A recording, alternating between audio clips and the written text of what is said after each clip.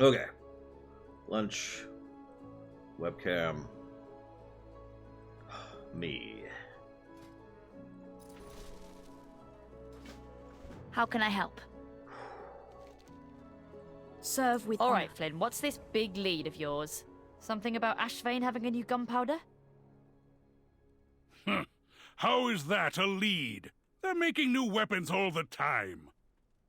Not like this, they aren't. Emissary, mind giving our skeptical colleagues here a demonstration?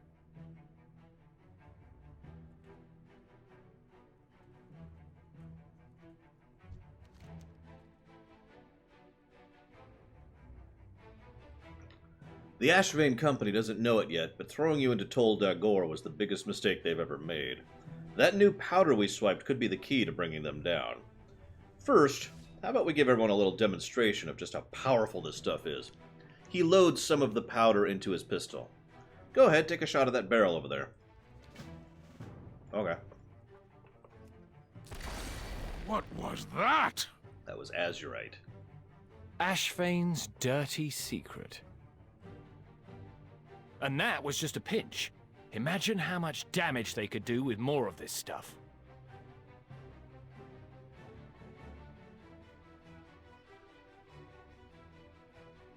I think so, Lucas. I'm not sure. See you around, Taquetta. What's your story? Had a kick, doesn't it? Eyes on the horizon. What do you need? So, Ashvane's goons are walking around with a new powder that can blow a galleon clean in half, and the military has no idea. We need to find out how much of this powder they have and where it's going. An old buddy of mine works the ferry down by the Ashvane foundry. He may know something about this. You can take the ferry from the Tradewinds Market to East Point Station. Once you get him, look for a man named Cagney. Tell him I sent you. He owes me a favor. Never let him Flynn, I have another job for you. Help our new ally track down the source of this powder. You got it. Talia, prepare to make your rounds again. Tell the city guard to be on the lookout for unusual weapons being smuggled into Baralis. Aye, sir.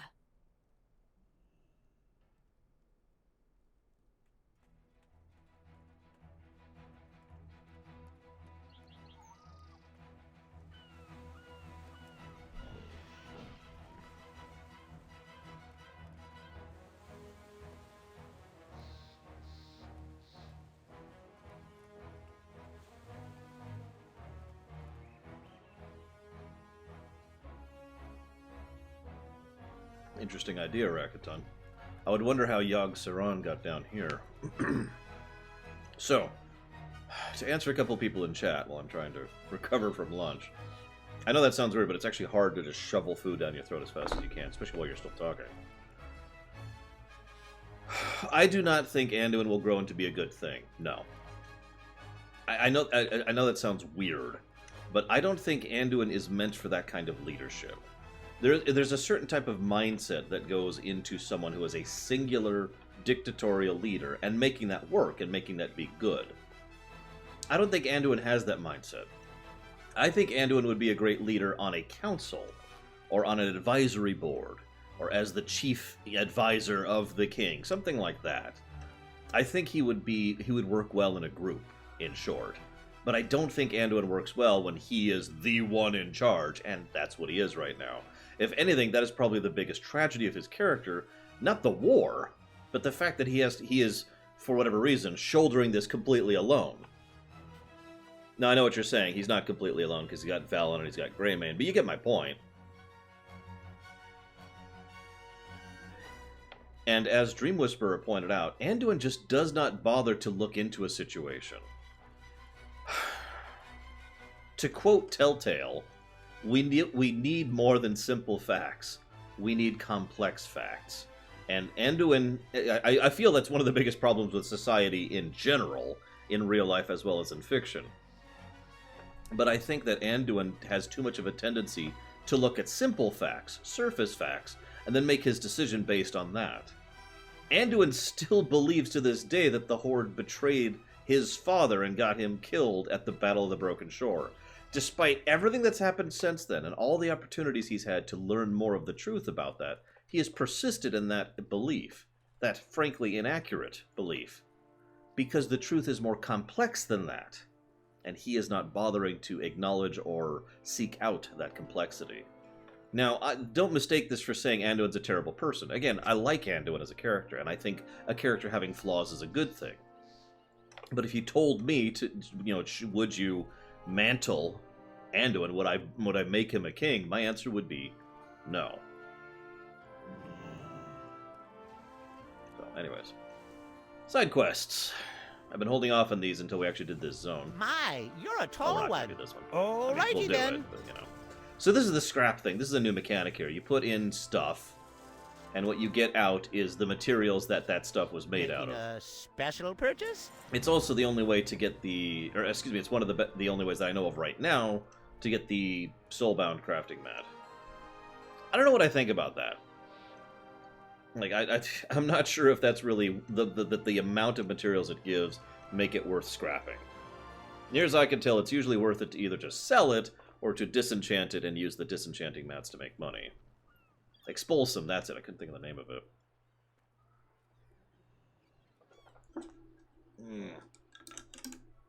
And yeah, Greymane isn't helping, I'll agree. The finest wares in Cool Tyrus right here. You there, would you happen to be passing by Hatherford? I have a delivery to make there, but my normal delivery person fell ill after a trip to Angleport. Would you mind taking this bundle of furs to Dandy Jones? Yeah, sure. Appreciate your patronage.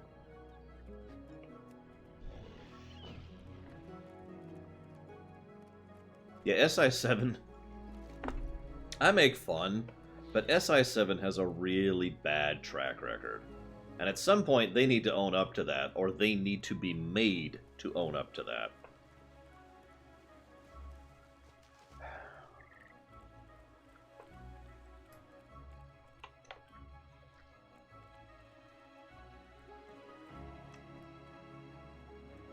Yeah, exactly, Bippo. Now, Varian... Varian's an interesting one. I will admit I hated Varian as a character when he first came out. When Varian first came out, he was a get-off-my-screen character. He had three big things going against him. First, most of his story was not in the game, which irritated me. Second, he took credit for a lot of our quests we did in vanilla. Pretty much everything about the Onyxia chain was suddenly attributed to him and not us, which irritated me. And third, he was a racist, genocidal bigot, which I don't tend to be in favor of. However, credit where credit is due, Varian really grew on me, so that by the point when, spoilers, he died, that affected me. I was just like, damn, no. I made the quote right after he died that the world was lesser for his absence. And then I was told that I have no right to say that because I'm a Horde bastard who betrayed him at the shore, but, whatever. Anyone right now, Bippo?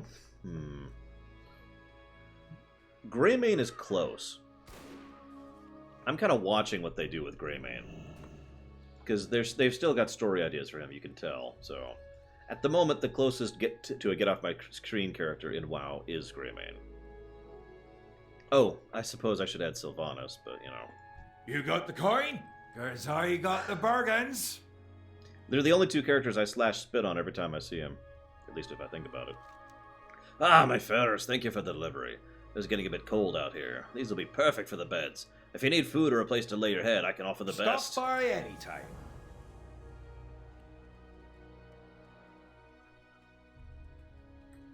And yeah, I still wish his last words were for Azeroth instead of for the Alliance. That kind of irritated me. Especially since I am 90% certain they only did that to continue to stoke the fires of the idea of the Alliance versus the Horde. We can argue lore reasons for it, but I almost guarantee you that the reason they had him say for the Alliance was specifically so that Alliance would hate Horde and Horde would hate Alliance more than they already did. That's my take on it anyways.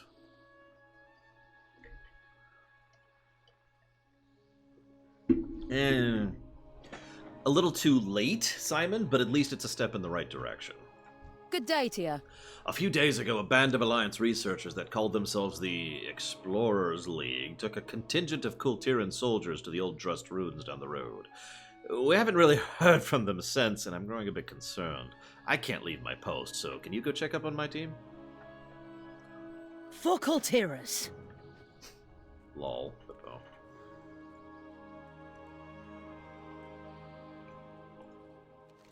A warning to all Griffin owners. Do not let your feathered companions out of your sight. We've received numerous reports about griffins in the area being stolen in the night by Lyndall the Snatcher. Okay. What can I do for you? Hey, you. You looking for work? I ain't got a job for you, but I can tell you to stay away from Algerson Lumber. Algerson will promise you some solid labor work and decent pay, but it's a lie, I tell you. The conditions are terrible. We're getting attacked, and Algerson ain't even batting an eye. He don't care about his little people. I'd stay away if I were you. Keep the wind in your sails. Yeah, they've definitely been trying to humanize Greymane lately. I'm not sure what I think about that, as weird as that sounds. I mean, I've hated him since he was first introduced to the story. To whoever receives this invitation, you are cordially invited to the 15th Annual Norwington Equestrian and Hunt Festival. People of all walks of life from across Kultiras shall gather to delight in life's greatest competitions, equestrianism and hunting, while meeting those of like minds and fine tastes. Hunting events shall start first, led by Abby Watkins in Fox Hollow Woods. They shall be followed by equestrian events at the Norwington Estate. We hope to see you there post-haste. Yeah, maybe Nero says. I don't know. No, I don't mean Warcraft 2. Oh, hey, Holidaisy. Good to see you again. Greymane wasn't really a character in Warcraft 2. In fact, I don't remember if he even referenced. I think they referenced, like, King Greymane, but that was it. Back in Warcraft 2, he was just a background thing. I mean, I have disliked Greymane ever since WoW, basically.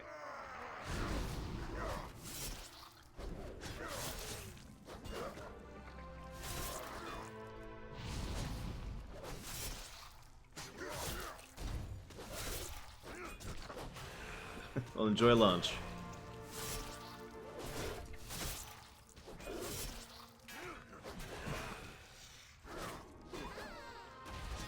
I still love that attack.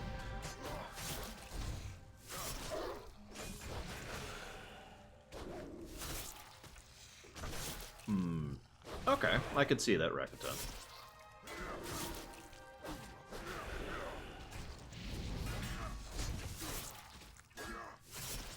Wasn't that around Warcraft 3? Like right before Warcraft 3 came out contextual?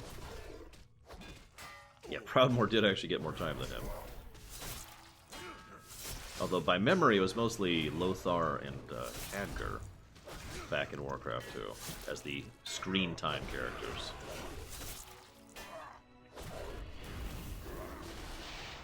I could be wrong about that. It's actually been a while since I've replayed Warcraft 2. I'm not even sure I could anymore without cheats. That game... Well, I remember that game as being hard, and I was better at RTSs back then, so... Yeah. I remember Warcraft 2's expansion being brutally hard. Holy crap. Yeah, Turelian and Illyria were in the Dark Portal. And on the Horde side we had Grom and Kargath, I want to say.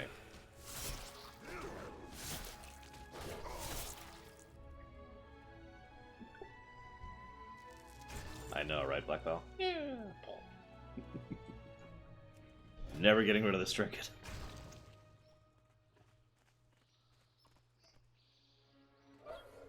Cho'Gall was in Warcraft 2. I don't remember. Was Cho'Gall in the Warcraft 2 expansion? I actually don't remember.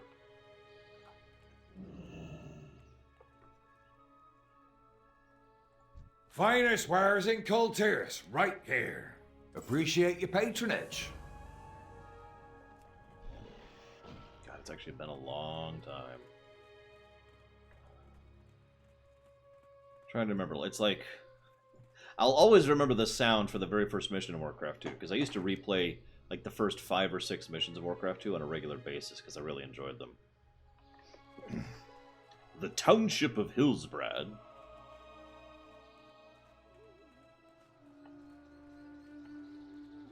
Oh, yeah.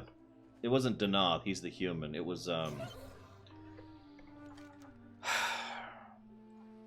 guy who's right here. He's a boss in the Laughing Skull Ruins arena. And I can't think of his name. Nice place.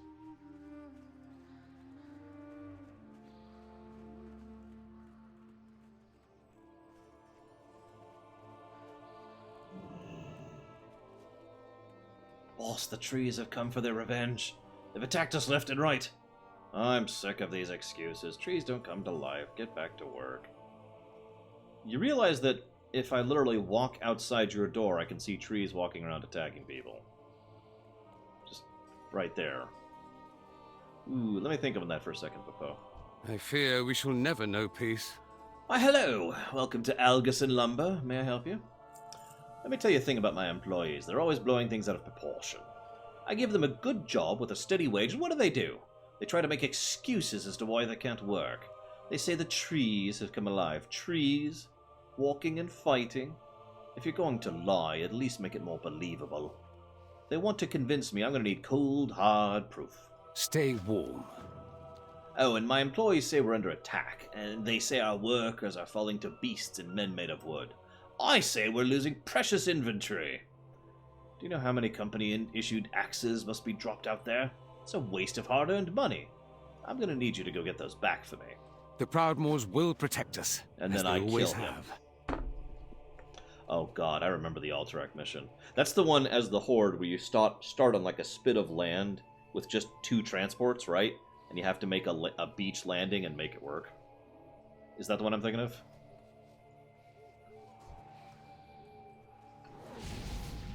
Yes, this is where I death grip him and just kind of drag him outside.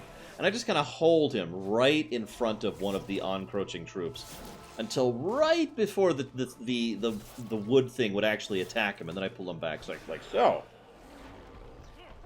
You want to talk about this? So where would I set Warcraft 4? Story-wise. Do I have to consider BFA as existing, Vipo? I know, I do. I get it. Okay, I have to consider BFA as existing.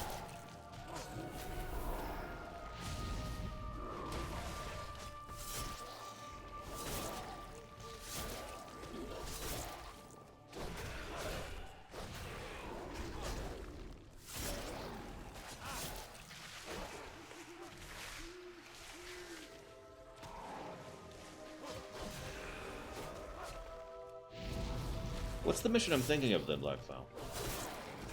I bet I can just find it. Give me a second. Warcraft 2 Horde missions. Let's see here. Is that it? No. There's one Horde mission I actually really enjoy. You start off on an island, and you have to go after some shipyards or something.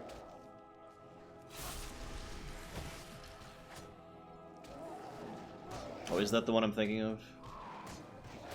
Either way, I remember the mission I'm thinking of was so ridiculously hard that I had to restart it multiple times. In fact, one of my most distinct memories of that mission is it was the very first time I understood that resources are finite in Warcraft 2, and you could push yourself into a situation where you can't win, where it's literally impossible to win.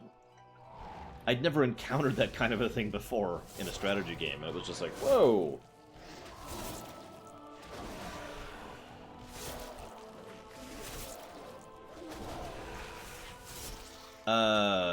I think you can do all 3 footholds before you get to that point, but I'm not sure. And maybe Tolbarad is the Horde mission I enjoy. Like, you start off in a little island, and there's like another little island right next to you, and your goal is a 3rd island, which is way over to the east of you. I can picture the map right now in my head.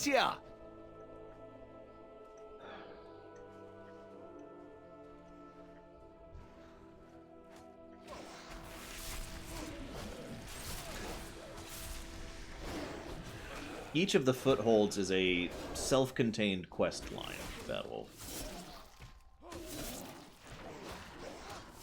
God, where the hell would I set Warcraft for?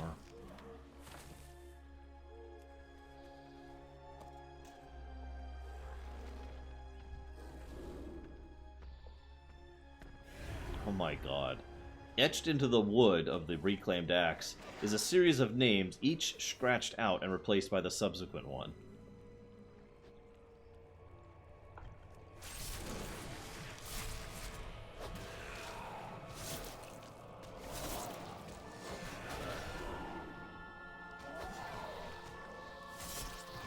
Funnily enough, I was thinking something similar, Beppo, but I have to admit, I was thinking further back.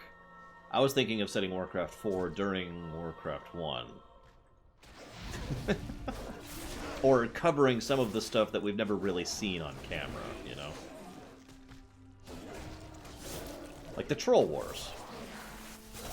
Or the War of the Ancients. Something like that. I don't know. I'm not sure when I would set it. Like, even if I was to assume that BFA is the last expansion, I don't know where to go with the story after this.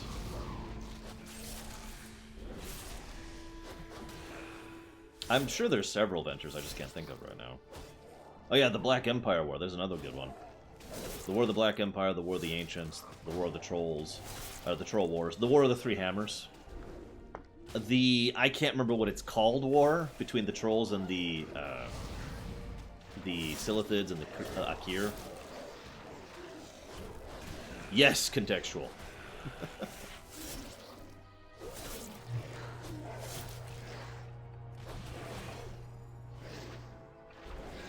I mean, it does feel like just another day, Bad Wolf, and in a way, I kind of like that.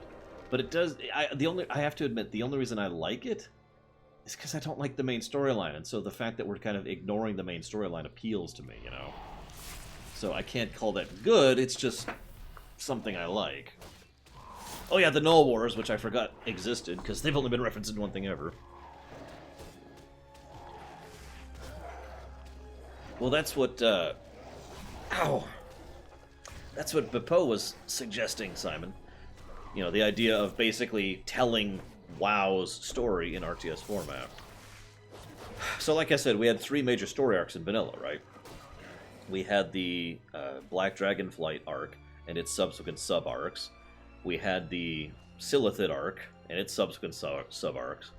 And we had the Scourge, which actually didn't have a lot to do in vanilla, but it was there. So, you know, 3 campaigns based around those 3 ideas. And then we move on to BC. Now, BC was all over the place, and BC was a mess. The only way I think we can make BC work is if we almost completely retcon it. Kind of like they actually did in the Illidan book.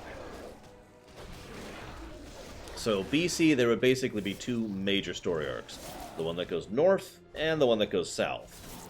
The one that goes north is predominantly focused on fighting the Legion, and would probably end at the Sunwell. The one that goes south is predominantly focused on fighting Illidan, and would end at the Black Temple. Wrath is an interesting one. Wrath has 3 major story arcs. I feel like I keep saying that. Wrath has 3 major story arcs as well. The Blue Dragonflight, the Yogg-Saron / Iron Dwarves, and the Lich King. You know, the one it's named for. To what do I owe the pleasure? My father is incapable of seeing what's in front of his very nose. He holes himself up in his office, not leaving to go home until late at night. Here I am, his only son, trapped out here along with his workers. Are they in trouble? Yes, but father will never believe them. If he won't try to get to the bottom of this, I will do it myself. Best of luck.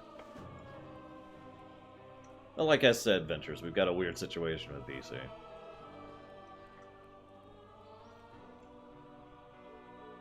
Ah, I get you, Simon. That makes... Okay, I see you. So, like, Warcraft AU, basically, at that point.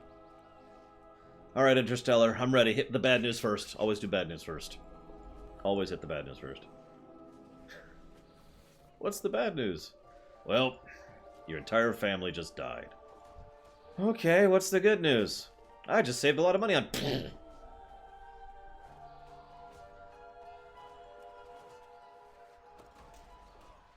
Oh, I'm so sorry, Interstellar. Is everyone okay? And second question, is everything okay?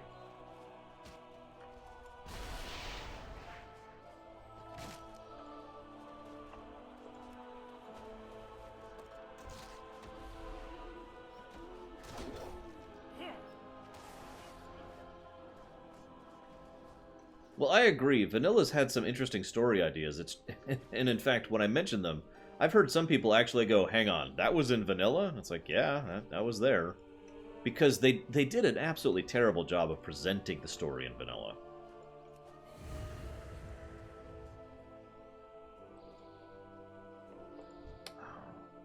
I am sorry, Interstellar. I used to live in Southern California for a decent chunk of my early life, so I understand what you mean.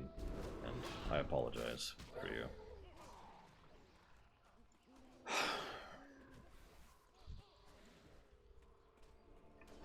I guess I apologize is the wrong thing to say. I never know what to say. What? I sympathize? I care? Words don't mean anything.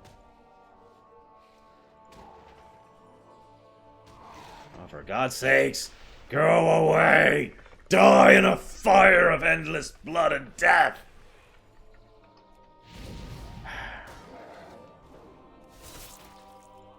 Literally just wasting my time! Go away! I'm not even gonna loot you, that's how much I hold you in contempt.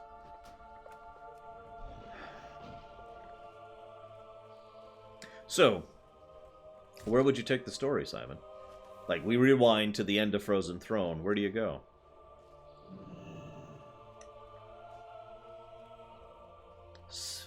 Now spiders are attacking the woods. We can't chop trees when we're being killed, boss.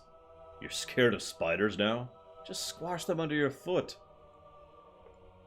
What news from the mainland? My workers always are coming up with excuses. I've got the flu. My wife is having a baby. I cut off my finger. Bunch of bellyachers. I give them an honest job with pay, and this is the thanks I got. Hey, well, no, this is something. Why are my workers running? They should be harvesting. We can make a killing with these. I spend my own money to get these the supplies they need, and oh, maybe the cost of axes should come out of their paychecks from now on. Yes, yes. My son is far too soft-hearted. He needs to harden up if he's going to run this business one day. Wait, my son went where? Chasing our workers into the woods once again? Oh, that boy. No matter what I do, he will never be strong enough to take over the family business. I demand he come back this instant. He's got better ways to spend his time than going on wild goose chases for employees. Fair winds and full sails. Hi, I've been to space. Everyone turn around for a second.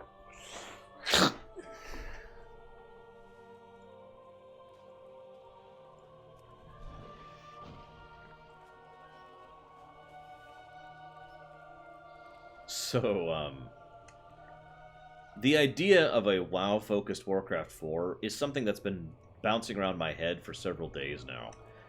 And it will never happen because it will never happen because it will never happen. But if I ever take over the world, I have decided one of the games I'm going to make is a Warcraft... a WoW RTS.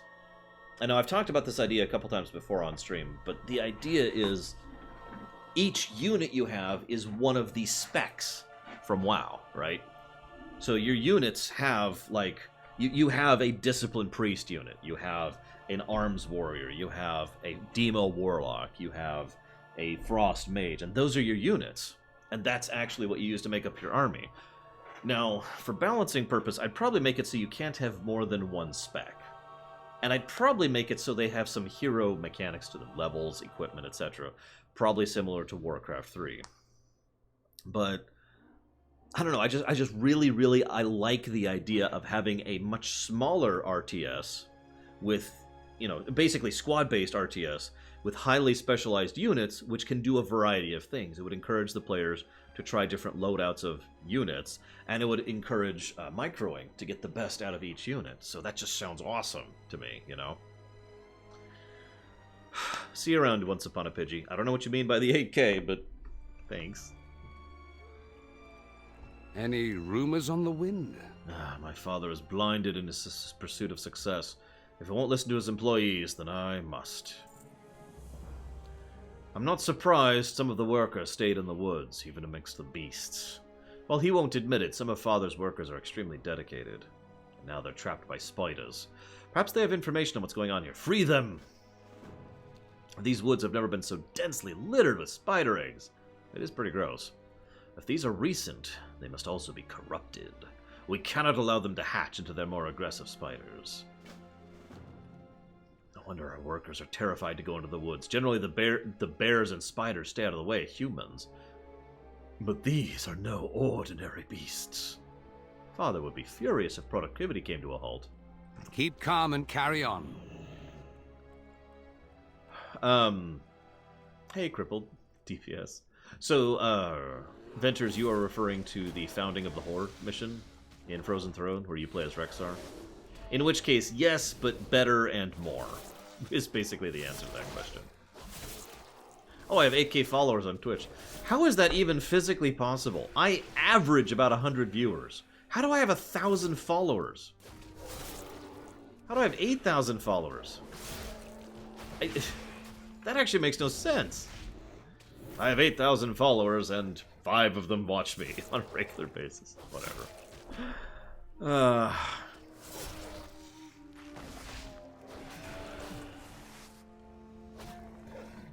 Excuse me, Martin. Yes, I mean, I would love a Warcraft 4X or a Warcraft real, grand strategy. God, I'm getting tired.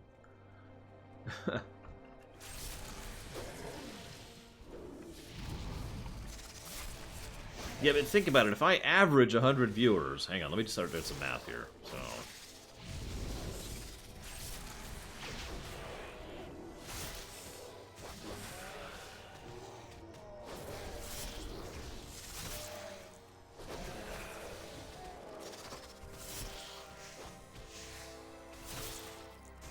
That doesn't make sense. My math is wrong. Never mind. I was going to say something along the lines of I need to be cycling in new and old viewers roughly every few seconds to make those numbers work, but whatever.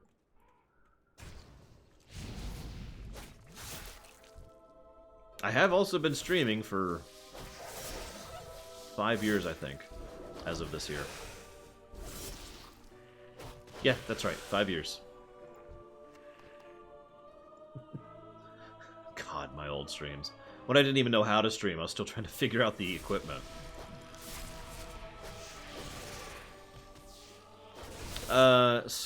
It's on the western end of the city at the very bottom floor of the pyramid, specifically, Bragwin, not in the city proper, in the southern end. So if you're at the top of the pyramid, where the main inn is, just go down, down, down, down, down until you're at the base floor, and go to the west side of that pyramid, and you'll find the scrap room. I don't know, Ked Viper. I read extremely quickly, but the problem is talking. I do not talk that quickly. Yeah, I remember. I wasn't even calling them lore runs back then. I said the Final Fantasy Marathon. You remember I built that up for like 3 months before I actually started it, because it was a big deal to do that at the time. Feels weird looking back.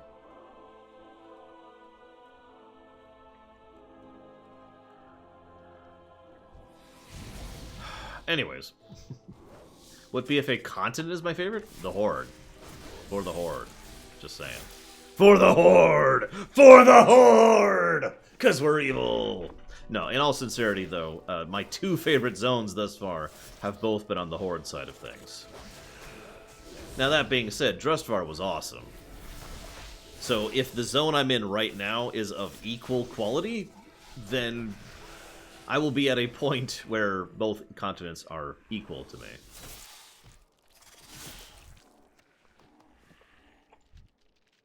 You know, I'm gonna stop saying for the Horde. I'm gonna start saying for the evil. Glory to the Dark Lady. May she be the most amazing thing ever. I lick her boots. Nah, wow, wow. It's okay. I'm a warrior. I'm used to licking an evil jackass's boots. Yeah, no kidding, like, wow. But he can't do that. He'd have to deal with the Horde, and the Horde are evil. For the villains.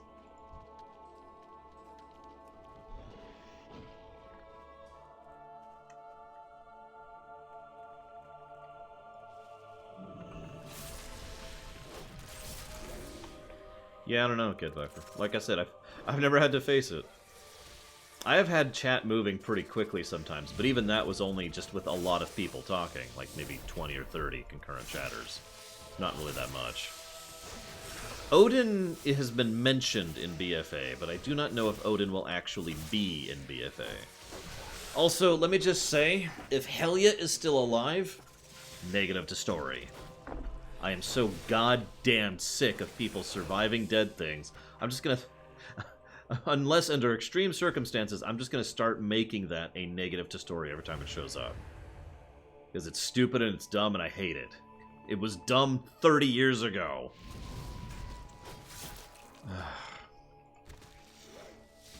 God damn it, let death be permanent. If you're gonna kill someone off, let them stay dead.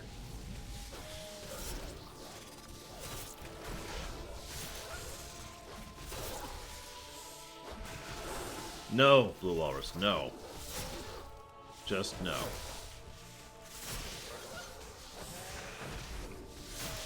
There is actually a line of dialogue that says something along the lines of, paraphrased, "You thought Helya was dead?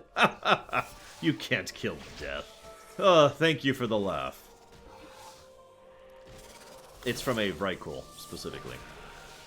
Who also references Odin, consequently.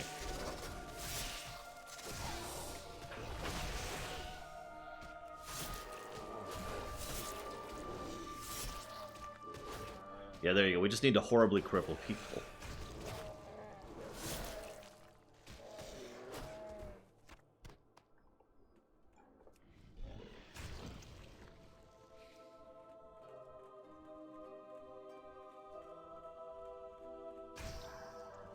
Oh, Jesus Christ. Why, Venters? I commit suicide. That's my answer to you. Where? I have no idea, Rakuten. I haven't encountered him personally. I've just seen screenshots. Charmed, I'm sure. A witch? This is all because of a witch?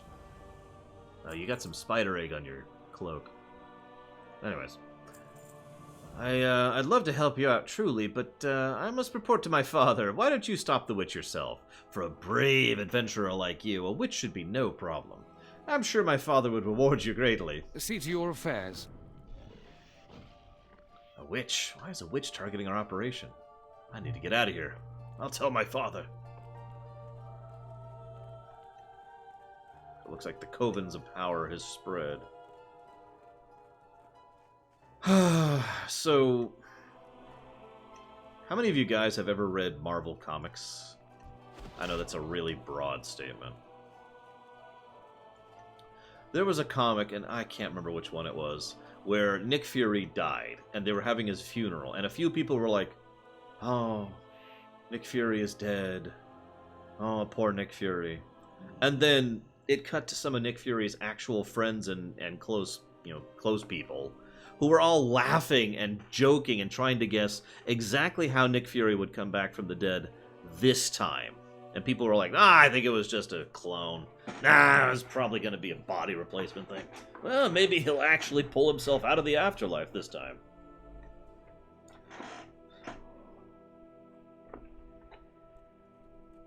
Of course, comics are the worst about people coming back from the dead. So Maynard sends his goons to solve his problems, as he always does. Well, come, goon. I will deal with you as I dealt with the others. God,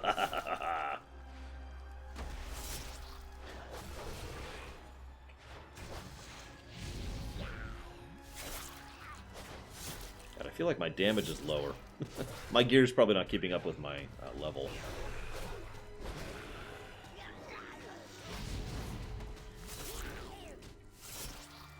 But yeah, my point is that at this point in my life, I mean, I've been analyzing fiction for a long time. I have consumed and digested a huge quantity of fiction across all mediums. I'm tired of death being cheap. I'm just sick of it. It's getting to the point where anytime, even when it's done properly, it still makes me go, ugh, you know? My husband's exploitation of his workers will never end. Is that his wife? Jesus.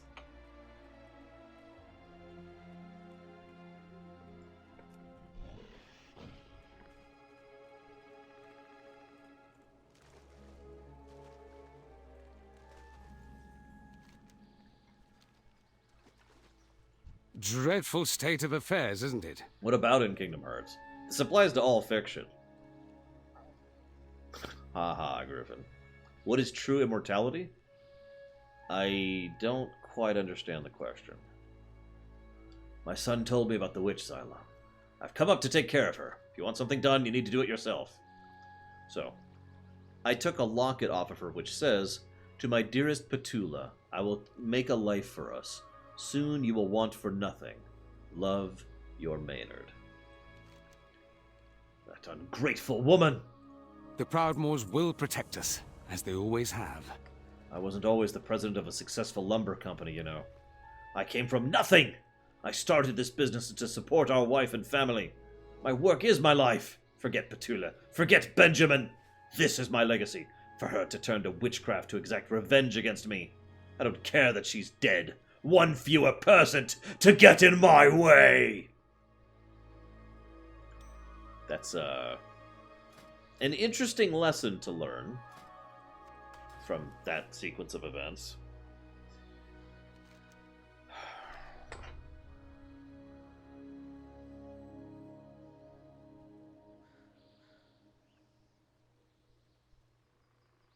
No, it pisses me off in Kingdom Hearts as well. Although, I can't really think of a lot of examples. As weird as that may sound. There are not a lot of deaths in Kingdom Hearts. Not really. Okay, so now we need to go over there. Death Knight. Uh-oh. Uh-oh!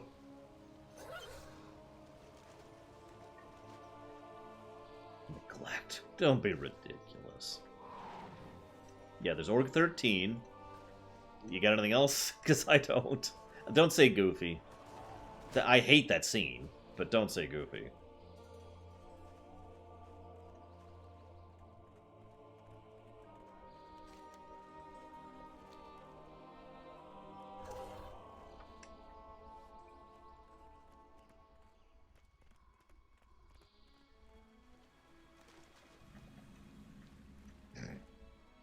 Damn it, Spirit.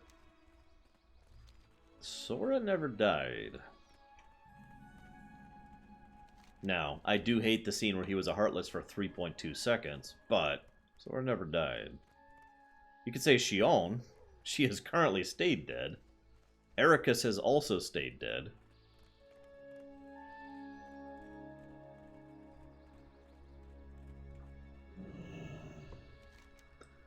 We might have a wee problem on our hands.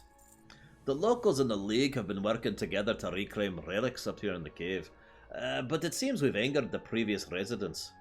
I think the Marines can keep the expedition safe for now, but I don't know how long they can keep it up. We need your help before things go south. Find Hilda Firebreaker, the leader of our expedition. She ran back into the cave for something or another. Something set off a trap in the cave, and then the ruins themselves came to life. I expect most of our lads still in that cave aren't in fighting form.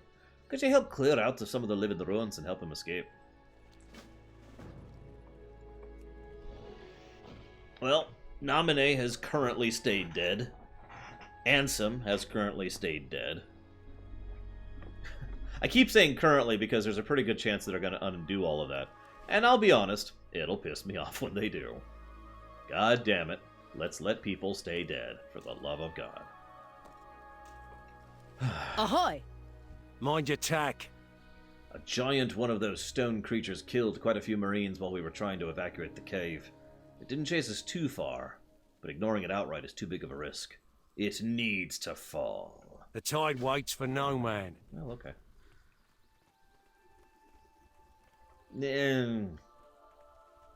The individual you're referring to may or may not actually be him, and that's all I'm going to say to avoid spoilers right now, contextual.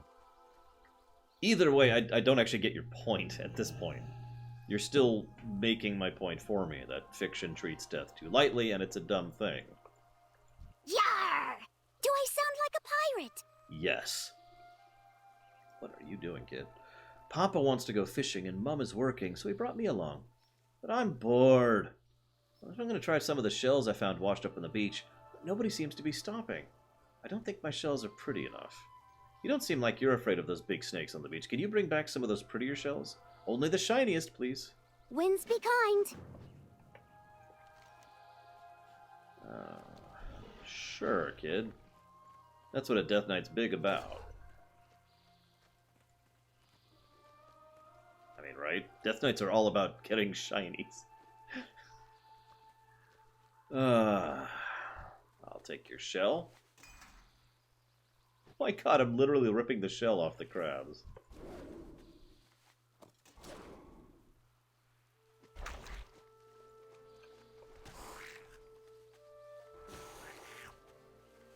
What we really need is a death where Sora just stays dead. Who's with me?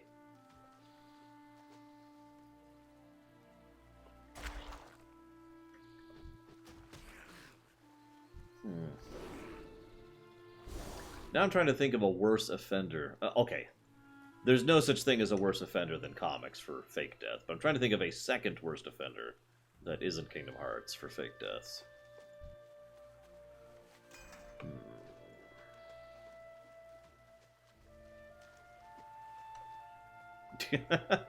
I suppose I could say Star Trek, but that's cheating and also not quite accurate.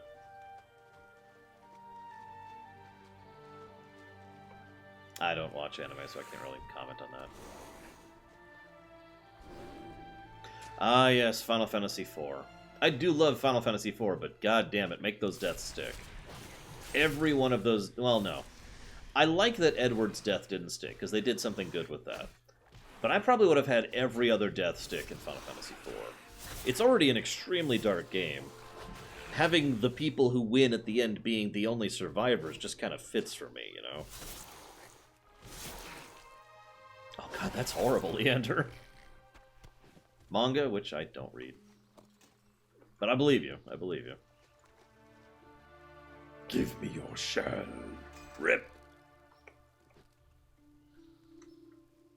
I do like maiming people. Alright, Blue Walrus. I'm gonna maim you. For science. You ready? That's gonna hurt a lot. No, I'm kidding. Actually, it's funny you bring that up.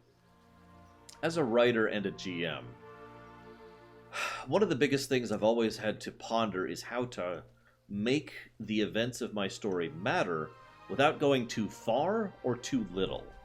It's easy to do both. Like, for example, I keep talking about, you know, how deaths need to stick and matter.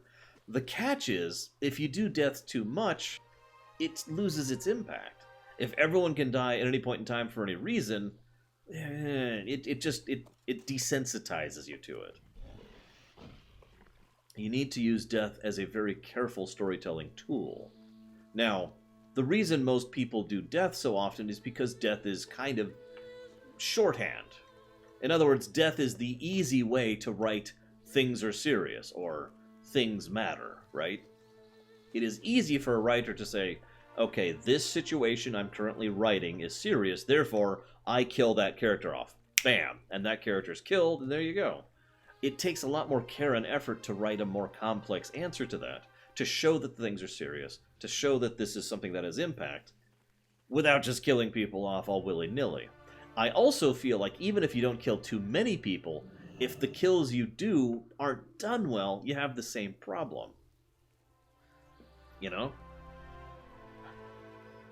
Ooh, I like that, Popo. So there you go. Edward lives the first time and dies the second time. Now, yeah, the stuff got real button. That's a good way to put that contextual.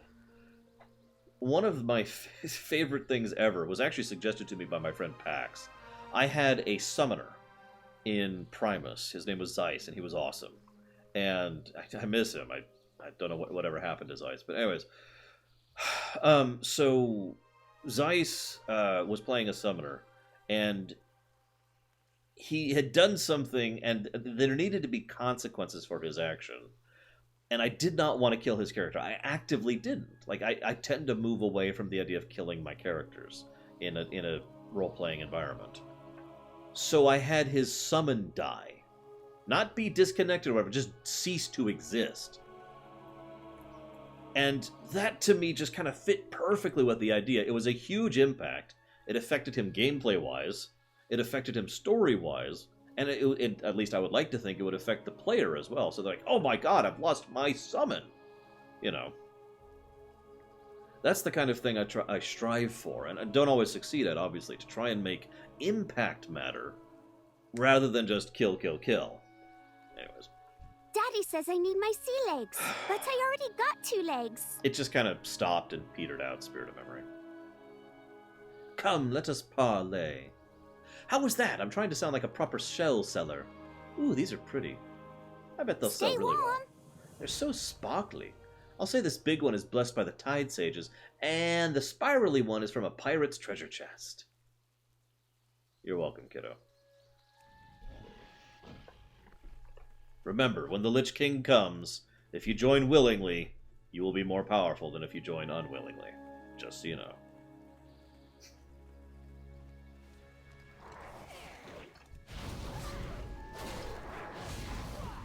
So, best example of game deaths with impact and power?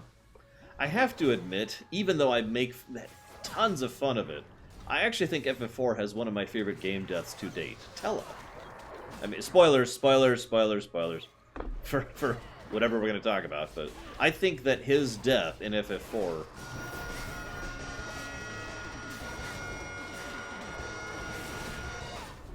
was filled with tremendous fear.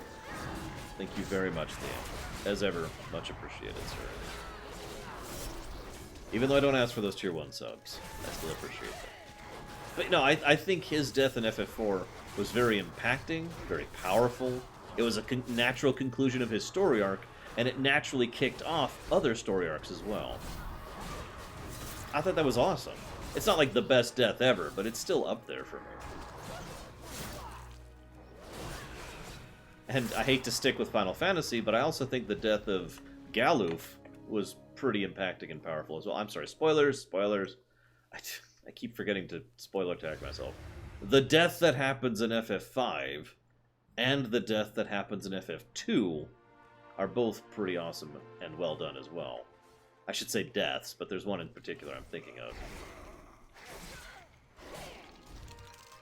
Is this a Worgen and a gnome arguing with each other?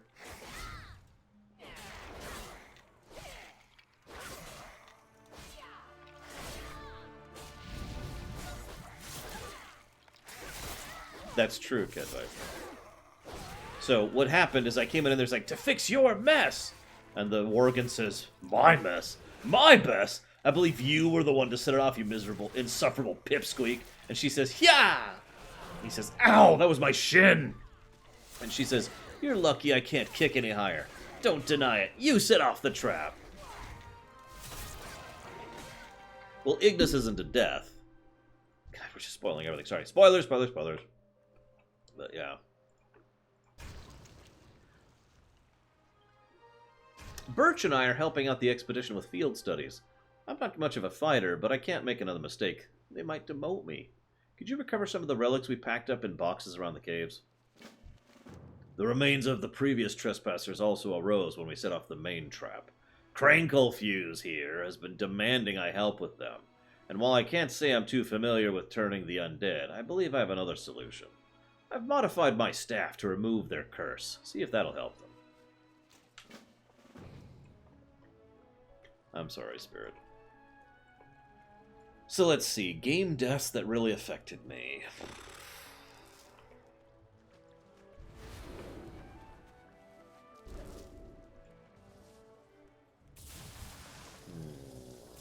I'm actually having trouble thinking of some now. Ah, yes. Yes, Vigilant. I'll agree with that. That one hurt. That one hurt. Ugh. That one still hurts a little bit.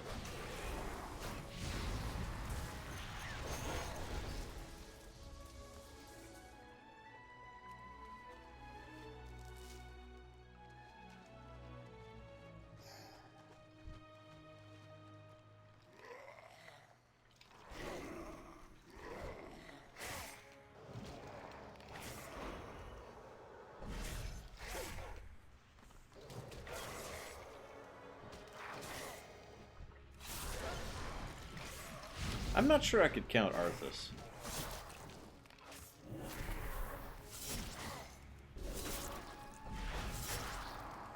You've actually challenged me, so let's keep things to Warcraft for a second, to try and avoid spoilers.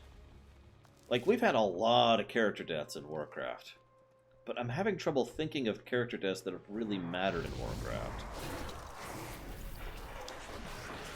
The answer to that question and more will be answered when my Chrono Trigger Rumination goes live, Venters. So we had Grom back in Warcraft 3. Hell of a way to go out. Variant, yeah, Variant. I'm not sure what I think of Arthas. Like, I guess Arthas' death is probably one of the most powerful moments in the game for me. Mostly because of the way his story arc continued through Wrath. The good man who was still trapped in the Lich King, you know? That story got to me, and I liked that. So I suppose for that reason I could give you Arthas. Cairn? Cairn's death pisses me off more than anything.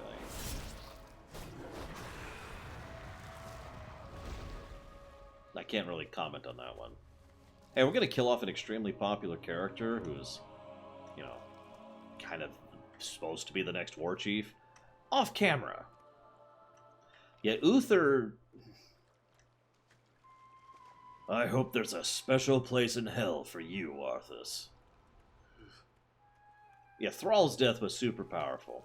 Especially the 15th time he died. Man, that was amazing. Garrosh. Don't make me laugh. The only thing that affected me about... Well, okay, that's not true. Garrosh's death scene was actually pretty well done. I'll give them that. I still wish we had killed him.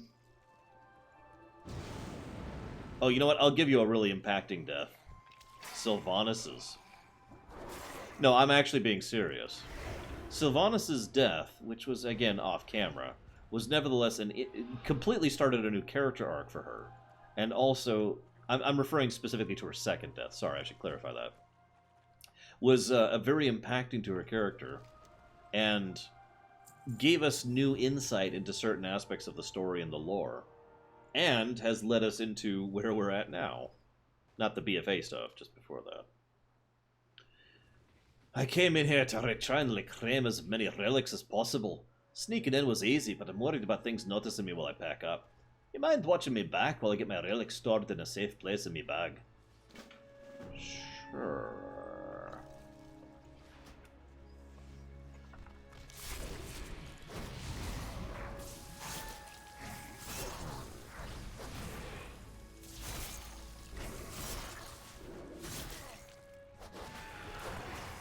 I'm sorry, Venters, you're gonna have to remind me what you're talking about. I was referring to her second death. Her first death was... yeah, it's pretty messed up.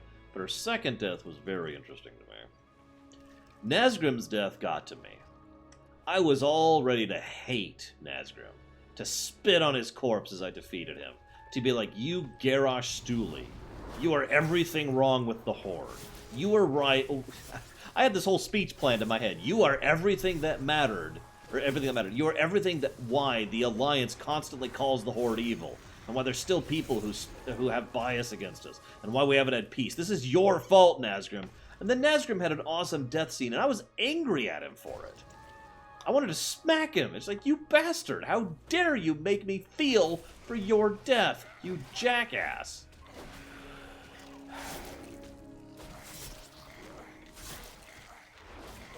Oh, you mean Muradin, Venters.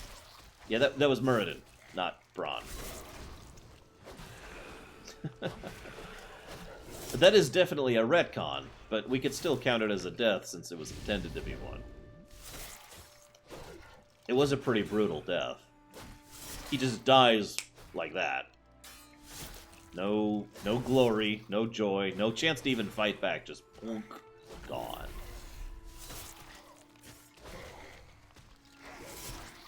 Yeah, if only we had some new Night Elf commander who's awesome, Blue Wars. That would be great.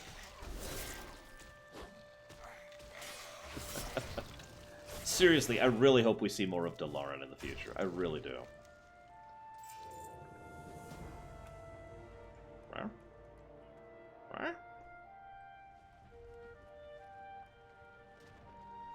Gul'dan's death. Gul'dan and Gul'dan both had deaths that mattered.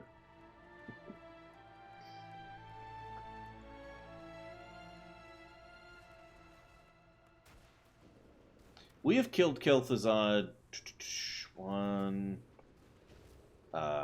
2, 3 times now, I think. Yeah, pretty sure we've killed Kel'Thuzad 3 times now. He's still out there, although I have a feeling they've written him out of the story, which is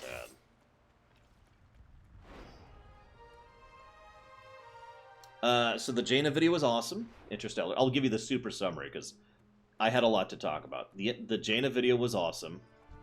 The Sylvanas video was dumb. And the Old Soldier was awesome. There's the summary. It is not yet established, no, Hariant. There's simply too many inconsistencies with that.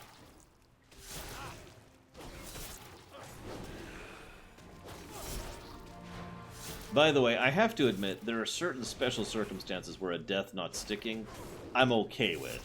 Kel'Thuzad's first death is a good example of that. The fact that him dying was literally part of his plan in order to get back up as a Lich, okay, I'm okay with that, that makes sense. It works for the Necromancer, it works for the Lich King, okay. That's a little bit different.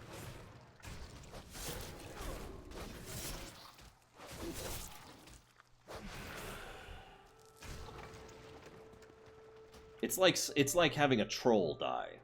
Troll and come back. Trolls have a unique relationship with death, so it doesn't really have the same meaning as it does with something else.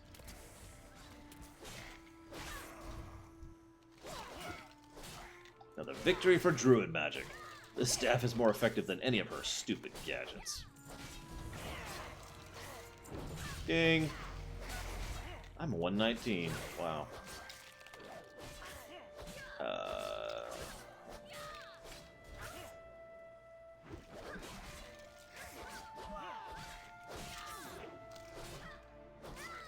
If I'm being honest, I actually really like Kael'thas' second death. His final speech as he's dying is really messed up. And the actor helps sell it. So, an opening! I'll race you out. I bet you can't even catch me, even if you are part dog. Wait, I am not a dog! And I'm surprised you can even run with those stubby legs of yours. I would certainly just roll down any general incline. Oh, when I catch my breath, I'm gonna kick you in the shins for that.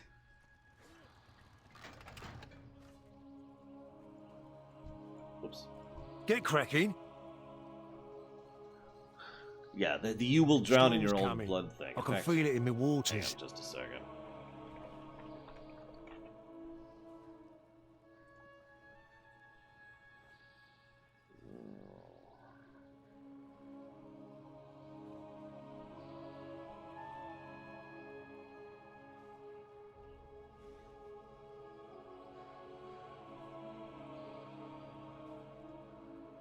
Damn it.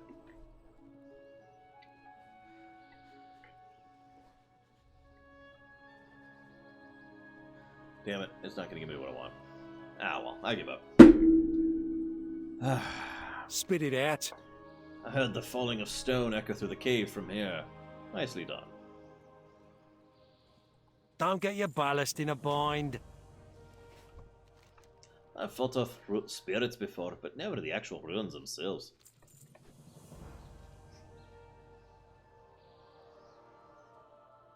Is that it? Done? Yeah, we're done here. Okay. We've helped the Explorers League. Oh, you're gonna make me look it up. Hang on, hang on. I have an idea. Let's do this. Let's do this. And then let's do this. And then let's scroll down here. My demise accomplishes nothing. The Master will have you. You will drown in your own blood. The world shall burn.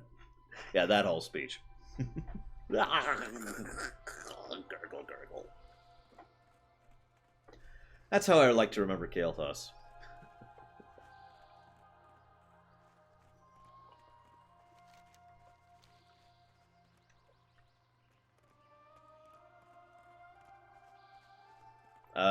Probably Dream Whisperer. Maybe. Someday.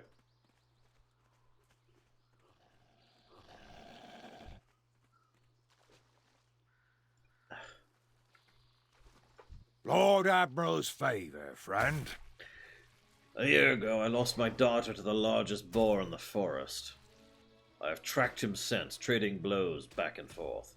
But this time, let's just say I don't have much left. All I wish for is vengeance. Please, Death Knight, avenge us so my soul can leave this plane and join my daughter, wherever she may be. Oh, I know exactly what you mean. Smooth sailing.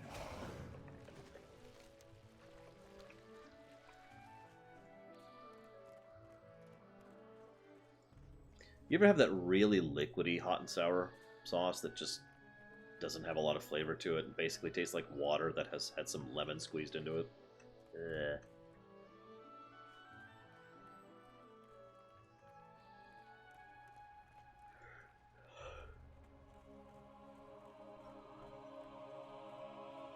What?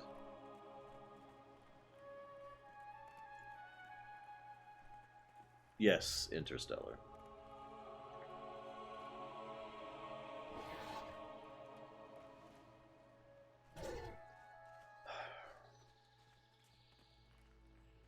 It is sweet and sour sauce, but I am specifically referring to bad sweet and sour sauce. Oh, for Christ's sakes. You know what? I don't even care. I don't even care.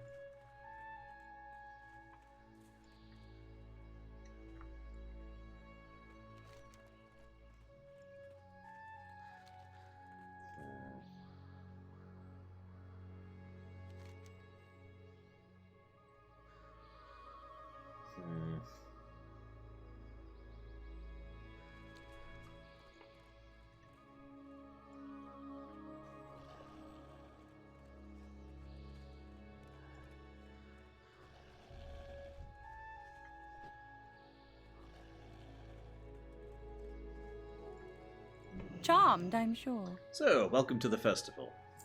One of the greatest hunting sports amongst the nobles Best of luck. is the stoat hunt. It is a sport of determination, patience, and skill. Do you think you can rise to the challenge? Stoats are agile, sneaky, and sharp. They're next to impossible to catch out in the forest, so the best way to find one is to find its burrows and scare it out. Find their burrows and bring back their pelts. Their fur is soft and much loved amongst the nobles.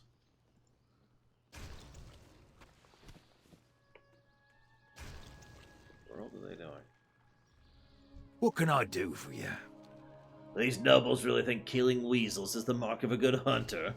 Ah! It ain't hunting if there ain't a bit of danger involved. There are boars in these woods. Now I have to kill boars. That's more our speed out in the mountains. Why don't you kill some of those? Bring me their tusks as proof. Oh, and up in the mountains we know the value of a good hunting companion.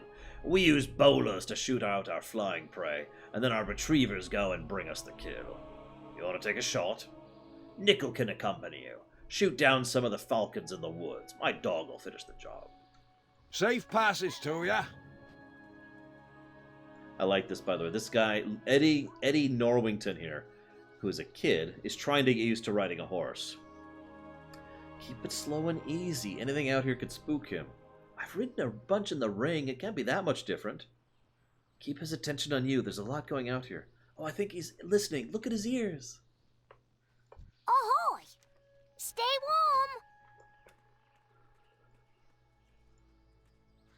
warm! Oh, excuse me. Ah. Yeah, that death... Yeah. I don't know. I still have complicated thoughts about that particular death. And the other death, and the other death.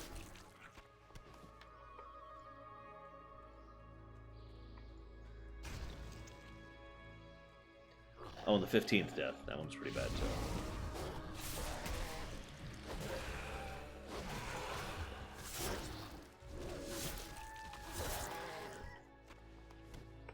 You know, I just realized there is a death in WoW, in Warcraft, that really got to me for some reason. Can anyone guess what it is? It's none of the ones we've been mentioning so far.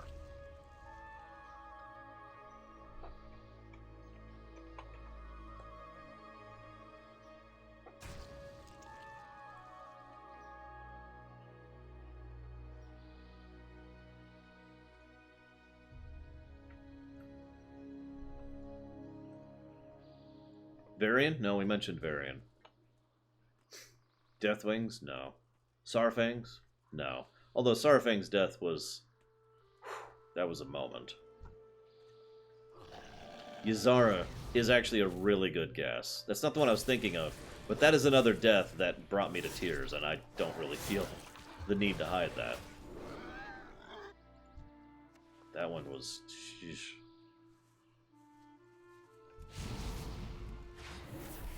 I'm just curious if anyone can guess it. Nobody has yet.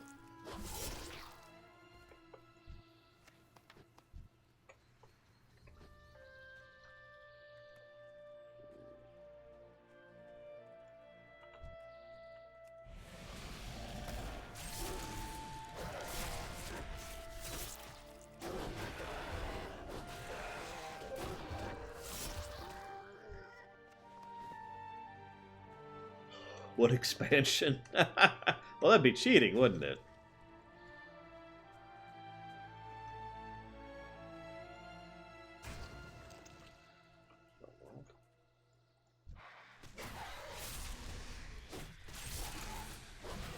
Oh, I can't think of her name, but the Red Dragon, yeah. Another very, impacting death, but no.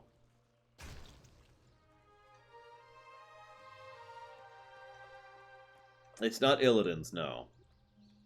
I mean, I know he technically didn't die, but functionally that was a character death. Alexstrasza has not died.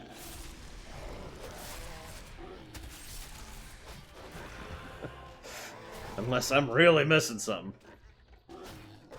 No, nobody cares about Crassus. Or Crosses, or however you're supposed to say that.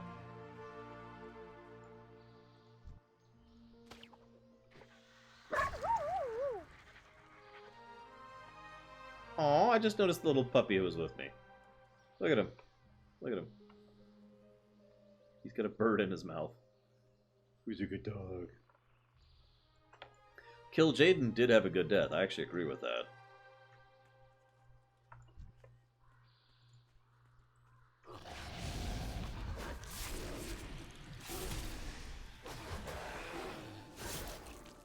Kind of impressive, actually, that they managed to make Kill Jaden have a good death after how much of a bastard he's been basically since Warcraft 2. Tyrion's? No, it's from the games? Yeah, it's from the games. Sargeras is not actually dead. In fact, we never fight him. Oh, I gotta skip the oil out of the puppy. Hang on. There we go.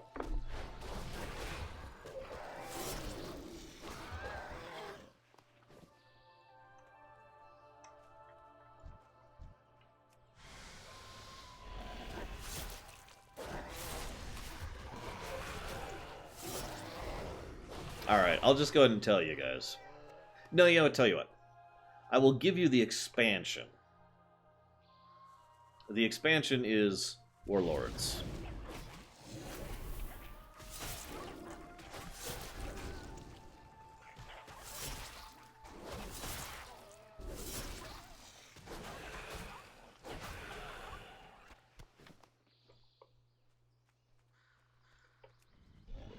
I mean, I know a lot of people died in Warlords, so whatever.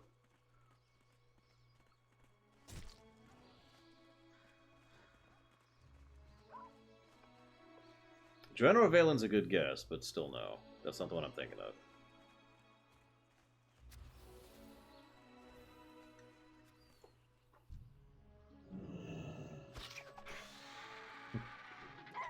Duraton's brother is correct.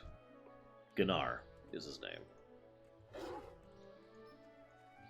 Granted, that whole cutscene was just awesome, but the way he went down, like, and the way he, the build up to it, the presentation of it, even his final words were perfect. Loktar. Not Loktar Ogar, just Loktar, which means victory. Still gets to me. Any rumours on the wind? Steady on ahead.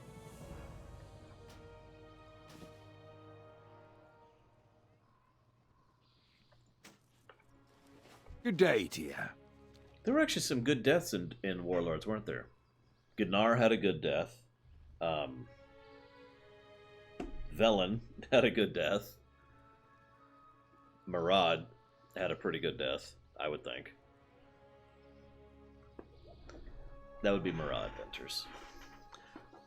Yeah, I know, right, Degamos? Warlords is such a bipolar expansion.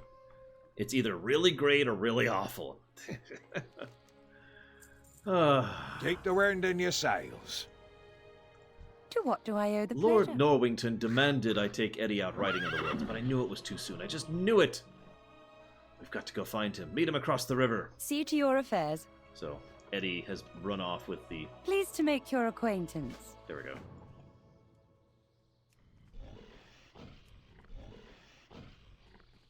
Yeah, true enough, Simon. So least favorite death. Now that's actually an interesting question. Least favorite death in WoW.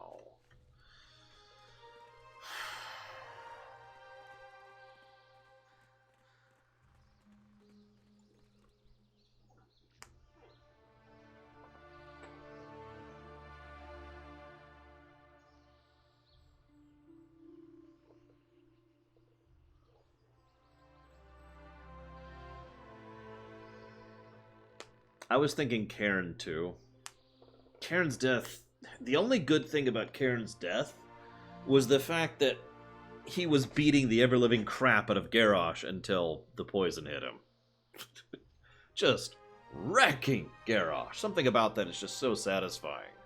And Garrosh finally gets one hit in, and that kills him. God, Magatha, I am going to wring your neck and then res you, and then do it again. God, I hate her so much. You know what? Magatha might actually be a get off my character. Get off my screen character at this point in my life. I don't think I ever want to see that woman again. Except to kill her. Just all of a sudden, I want there to be a quest where, hey, did you hear the news? And then it fades to black, and then we see a cutscene where there's this airship going over a volcano, and they just kick Magatha into the volcano and she dies in the lava, and then it fades back to black and it cuts back to the quest giver, and it's like, yeah, I just thought you should know. I would be good with that. And that's the last Magatha has any presentation in the game. Charmed, Just I'm sure. Bam, gone. My life is equestrian. I'm not a fighter. I could maybe take a trog or two, but not a whole tribe. Please go to Mistfall Cleft and see if you can find Eddie. Trogs are base creatures. They barely have any brain process, living mostly on survival instinct alone. They are pests through and through and need to be dealt with. The fewer of them, the better. Keep calm and carry on. Yeah, let's start having some more Tauren Death Knights. How's that sound? Anyways. So yeah, Cairn's a really obvious pick. And I think I might just go with it because, good lord. No, Simon, no! Why wouldn't you want to make me stronger, Takamas? I mean, him stronger. Other unsatisfying deaths. I swear there's a death that happened in Warcraft that they retconned. Like, they were like, oh no, he totally didn't die. And it pissed me off. Like, they didn't even do anything good with it. And I can't remember what it is now. I'm really, really, really tired. Like, I thought about cutting off earlier because I'm swimming here mentally. But I swear there's a death like that somewhere in WoW. Archimond. Archimond is one of the ones I was just thinking of. No, Archimond didn't die in Warcraft 3. What are you talking about? He's super fine because the Burning Legion is eternal and multi-dimensional. But just don't think about it. Just don't think about it, okay? There's only one Archimond across all of reality, despite the fact that time doesn't work that way. Don't think about it!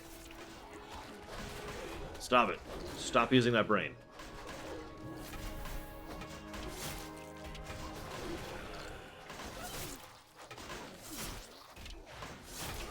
I did, Takamas.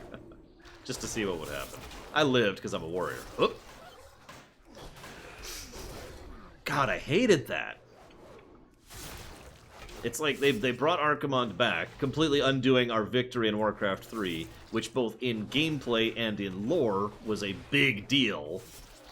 And then they brought it back just so he could be a random boss at the end of Warlords. And just die out of no more. Just, hey! I am Archimonde, I'm dead.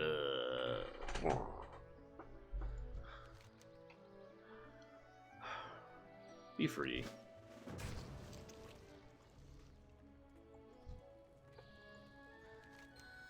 On the surface of the rock, I find out carvings which appear to be ingredients. I could make some stone soup.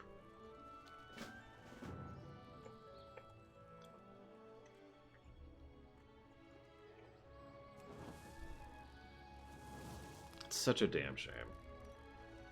Anyway, so yeah, I think Archimonde is my definitively least favorite death, the more I think about it. There's some others that are just like, ugh. But Archimonde's the worst.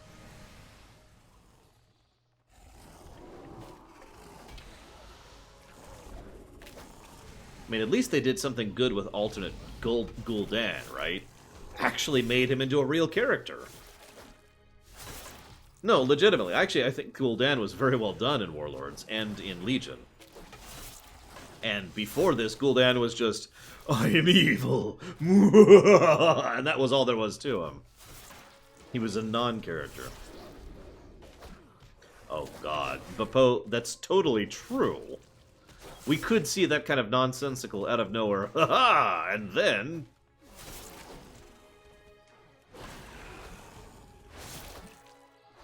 Yeah, I agree. Alternate Gul'dan was a great consequence of Warlords. One of the only great consequences of Warlords. Like, lasting consequences. Not sure it was worth the massive loss of faith, but, you know. Archimonde did get actual characterization in Legion. So did Kill Jaden, for that matter. Now, funnily enough, that is something you can do as a writer. Just because a character is dead and gone does not mean you have to stop developing them. And what they did with Archimonde in Legion is a great example of that. Because Archimonde was dead and gone. But they kept developing him. They developed him in the backstory of several of the artifact weapons, and they developed him as soon as we went to Argus and started learning about how he operated there and what he did there. I think that's great, personally.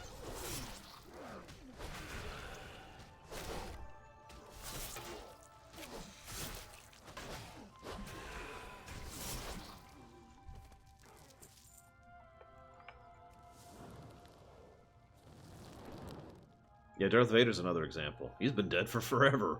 We're still getting new characterization for him. Like, there's a book that came out just this month or last month, which includes Darth Vader.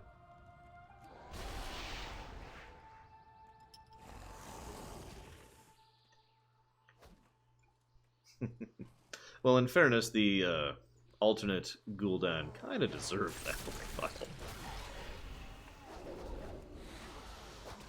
For Varian, especially. But yeah, Archimonde, funnily enough, Archimonde barely got any characterization back in Warcraft 3. Most of the demons didn't, but at least, like, Tichondrius actually got some characterization to him. Archimonde was just, I am in charge. Find her, damn you. Find her and kill her. And that was all Archimonde was. Like, and you are mine, Madaroth.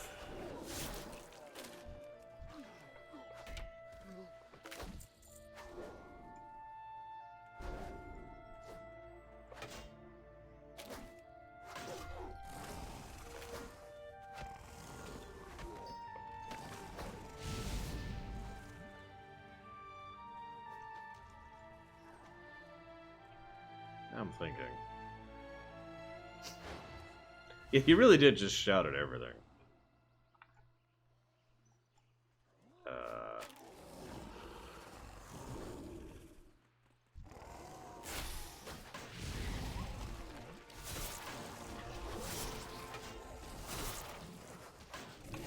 You know, I don't think I've ever cheated on the final Warcraft 3 vanilla mission. And just gone and killed Archimonde, you know? With, like, super mega cheats on or invincibility or whatever. What happens if you do? Does anybody know? And yeah, that last mission was brutal. What the really clever thing, and this is arguably cheating about the last mission, is the first, like, several minutes of the last mission are really, really easy. So easy that it basically lulls the player into a false sense of security. And then hell breaks loose, and the demon units start spawning with the undead units, and then he just starts rolling over you, and it's like, whoa, whoa, whoa! Wasn't ready! Wasn't ready. Oh, God. Like I said, I don't know, Buffo. I've never done it. That's my question. A non-existent model. So the gate just explodes. That's funny.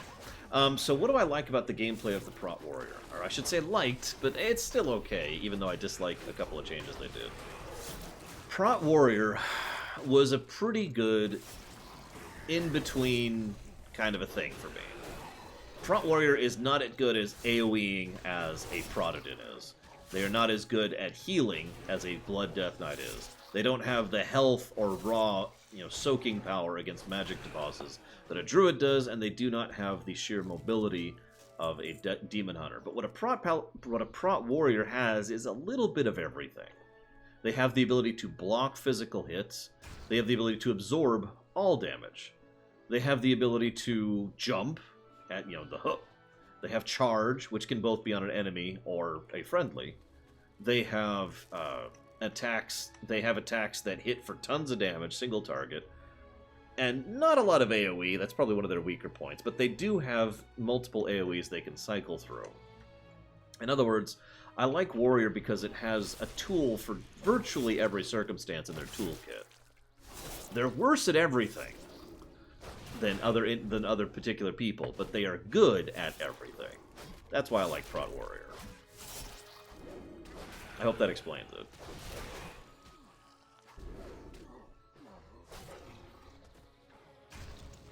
I mean, that sounds awesome to me, Popo. The idea of having a two-hander and a shield? Hell yes. Even if it's just a cosmetic change, I'm down for that. And yeah, mobility and versatility. Those tend to be some of my favorite things in gaming, so it feels natural to me that I gravitate towards that. I actually enjoy all of the tanking specs right now, or at least as of Legion, I should say. So, it's not like I dislike any of the other ones. Although Druid I have some issues with. I feel like they really messed with Druid and Legion in ways I didn't enjoy.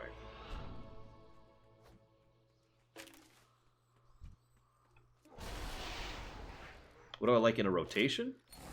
I prefer a rotation to be as non-rotation as possible. I like priority lists. I like a long series of if-thens. I like to pick this, except sometimes this, but occasionally this. And every now and again, there's this, which you hit when this happens. That's what I like. I don't actually like having rotations. Yeah, no kidding, Simon. I don't know you weren't here earlier, but someone was asking me what my biggest gameplay complaint was about BFA. It's AoE threat gen. So far, 100% of the dungeons I have run with my Prot Warrior, I have been struggling with and losing aggro on trash packs constantly. Just non-stop. And it's like, and I'm spec'd for AoE, just to add to that. Now, Casual, I have to admit, as a designer, I probably wouldn't let a rogue have a two-hander. Unless it was a gun. Because I think that'd be kind of neat. I think that would work. The best tanking spec right now? I have no idea. I've only really played 2 tanking specs in BFA, and neither of those have been at endgame.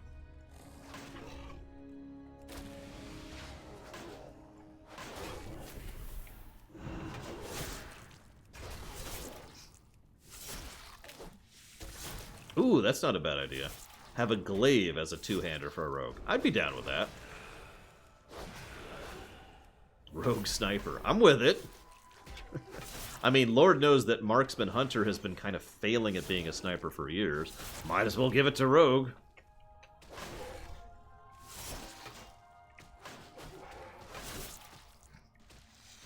Right?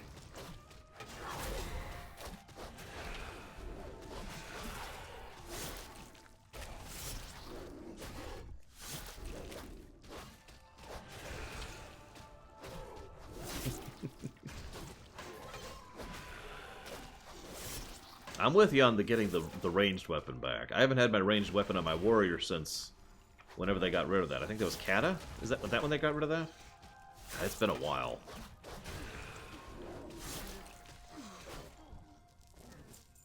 Wait, this is a key? It's a rock. Okay.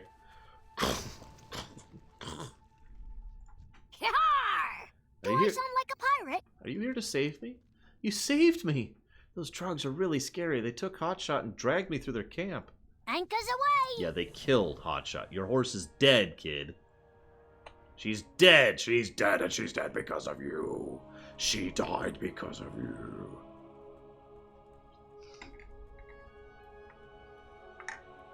Funnily enough, Rogue is one of the only classes I've never enjoyed playing all that much in WoW.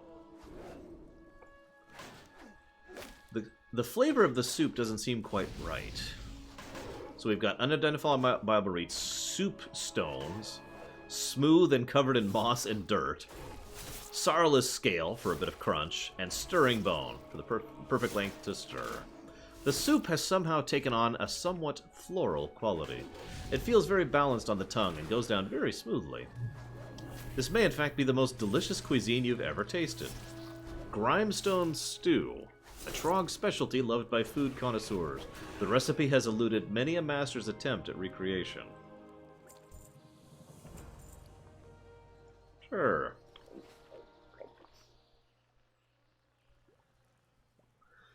So I want to explain why I don't like rogues, just really quick. Because I don't like their energy system, basically. I mean, I know it's literally called energy, but what I mean by that is I don't like their method of action. Too often I feel like I'm not doing anything on a rogue, and that just bothers me for some reason. It's like, alright, white damage. White damage. Okay, energy's back, I can do something. Oh, white damage. Okay, I do something. White damage. Like, I don't know how to properly explain it, but it bothers me how much dead time I feel I have on Rogue. On all three specs as of Legion, Takamos. I don't like dead time. I don't like... I feel like their energy generation needs to be higher. In Kata, the assassination spec was great, because it bypassed that problem. Like, I don't remember the specifics, so please forgive me, but I know that assassination rogues didn't have the energy problem back in Kata. It was just shunk, shunk, sha, shunk, shunk, sha, and it was this nice, smooth, continuous series of actions. Pleased to make your acquaintance. And I'm pretty sure it was Warlords or Legion that killed that, one of the two. Trogs training Sarlisks to be ridden? Seems they learned by watching us after all. Lord Norwington will want to thank you for saving his son himself. Why don't you come to the estate? We're preparing for a festival, and everybody's welcome. We'll go ahead and tell him of what happened. See you there. See to your affairs.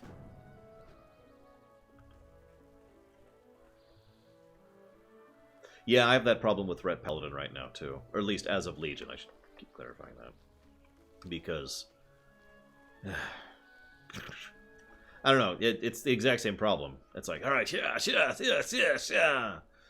Waiting on cooldowns. Everything's on cooldown. Okay, can hit something.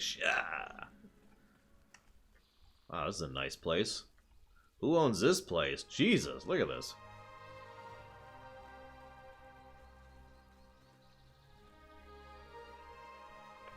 Now, that being said, on paper, I'd think that Rogue would be one of my favorite classes. I love Toolkit. I love having a high amount of options and choices when it comes to playing in just about any game. I'll give you a direct example of this. In Shovel Knight, there are 3 characters you can play as. One of them is just kind of, typical average. One of them is heavily focused on offense. And one of them has a huge amount of variety and utility in what they can do. And that third one, the utility one, is the one I enjoy playing the most. That would be Plague Knight, for reference. So, I tend to prefer that kind of toolkit, but rogues don't feel like they have a large toolkit, to me. And, No, in D&D I play a fighter, because fighters are by far the most malleable class that exists in standard D&D. Hi, here's a bunch of feats. You know, and you specialize yourself as you prefer to. Welcome to the Norwington Equestrian and Hunt Festival. Hi. You're Xylon, the hero that saved my son from the Trogs. Oh, you're very welcome at my estate. You must regale me with your tales of your gallant rescue. Welcome to the Norwington Equestrian Festival. We're still setting up, but you must participate in the festivities. I won't have it any other way. I do hope you enjoy the festival, and I throw it every year to bring riders from all over Kultiras together for a grand celebration of sport. In fact, you deserve the whole 9 yards. Please, tour the estate at your leisure, and partake in delicious food and drink. Introduce yourself to the people, I insist. Please do return with more stories of your adventures. Okay. This one time I went to space.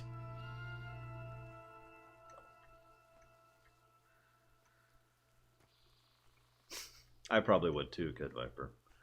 If anything, what I would do is I would make the base game and make it easy with lots of options. And then after that work is done, I would go back either as a free DLC or whatever, you know, a free patch. Go back and try to add a higher difficulty mode. Okay.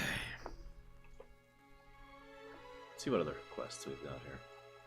It's gonna be a good day. My dad talks about horses all the time. He wants to ride one, but I think he's scared of them. My daddy would never admit it, but he's really superstitious. I don't think he'll ever feel safe on a horse unless he has a lucky charm. I heard about a fox somewhere around here that's been eating a lot of chickens and escaping everybody trying to catch him. I bet he's really lucky. Maybe if you got his tail and give it to my dad, he'd feel lucky too.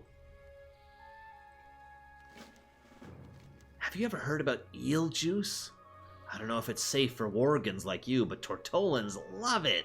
It gives us bursts of energy and puts a spring in the step of even the oldest Tortolans. I saw some eels to the north of the estate when we were traveling. Could you go collect some of their venom for my dad? Okay, I'll see you later. Sure.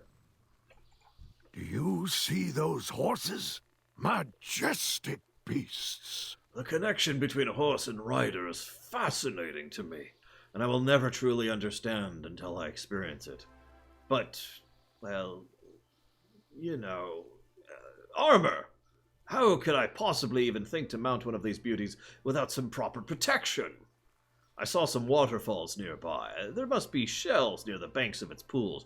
Would you entertain an old Tortolan by collecting some for his safety? So long for now. Sure. That's a tricky question, Rakaton. Because the automatic answer is no, because I don't think that there's enough financial means to support it. And that is the reason. However, I am also very in favor of creative things trumping financial things, and the idea that, you know, history should be preserved, so I do kind of like the idea of legacy servers. So, basically, if the finances were covered by something else, yeah, I'd be in favor of legacy servers for every expansion. Why not? As long as there's at least several people who are enjoying it, legitimately, truly enjoying it, that's all I need.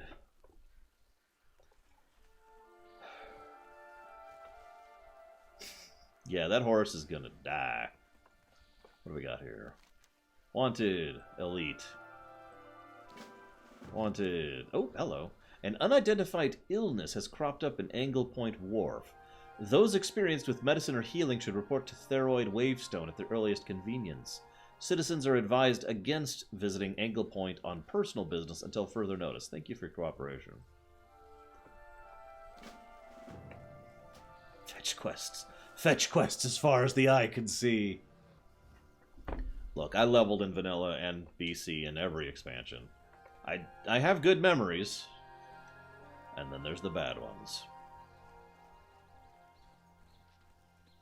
Yeah, I'm also kind of against the concept of games as a service getting the amount of traction it has lately.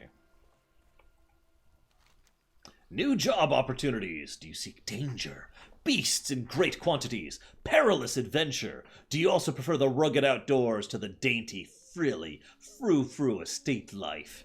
Well, you might be cut out to be a roughneck. Suppliers of all griffin mounts in Kul Tiras. Inquire at the Roughneck Camp in Westwind Wald about this exciting new opportunity. Applicants must not be afraid of heights, feathers, and or death.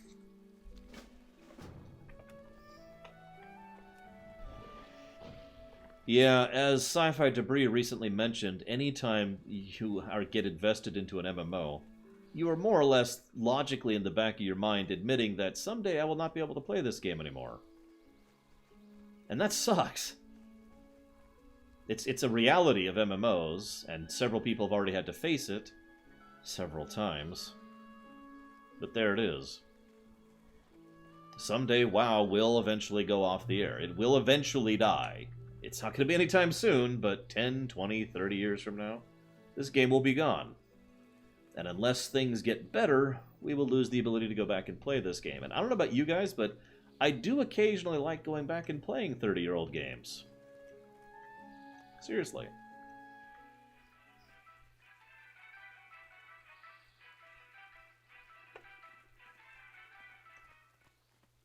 In fact, let's think about this for a moment.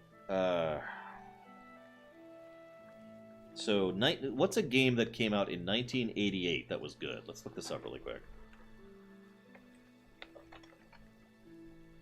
Let's see if we can pick out at least one good game in 1988 that I still enjoy playing to this very day. Let's see here.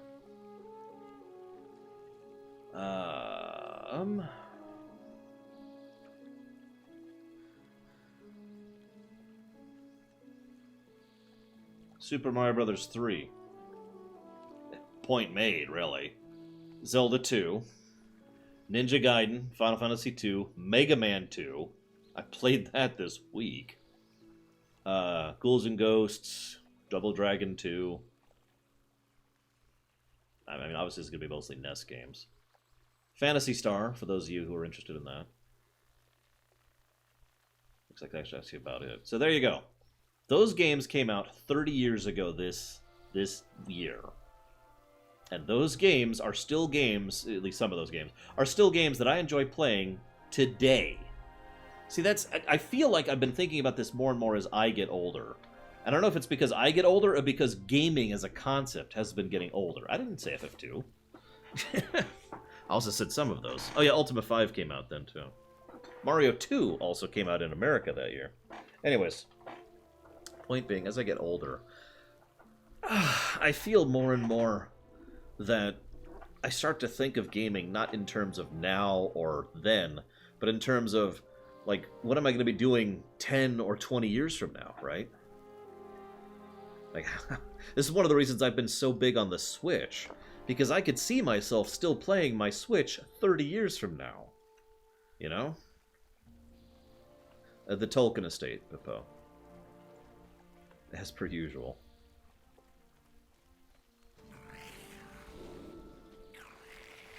By contrast, even though I'll be playing my PC 30 years from now, it will be a completely different computer 30 years from now. I might not even have the same hard drives by then. I should probably stop doing so much.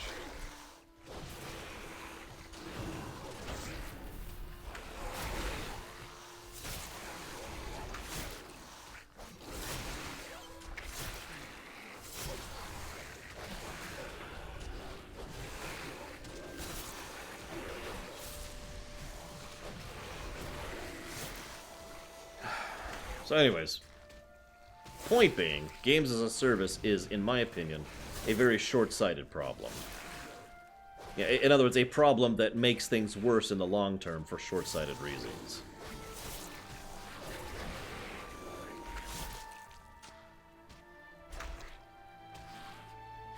Come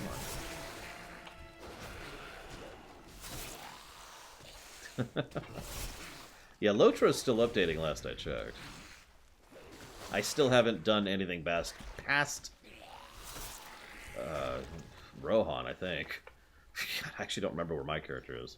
And I've not heard of anything past the Battle for Pelennor Fields. So I suppose that answers your question, Bippo.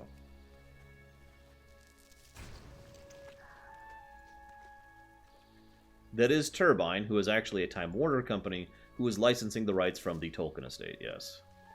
But the Tolkien estate does still own those rights.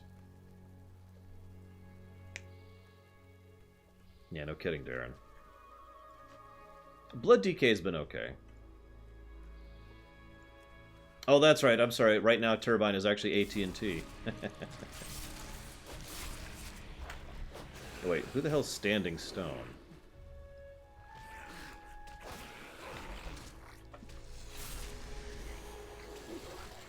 Standing Stone Brewing Company.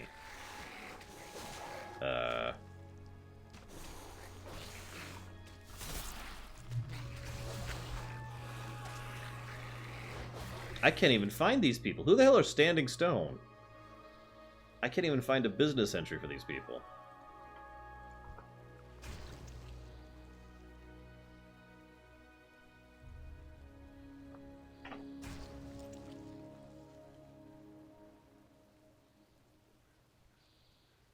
Oh, a newly formed indie game studio.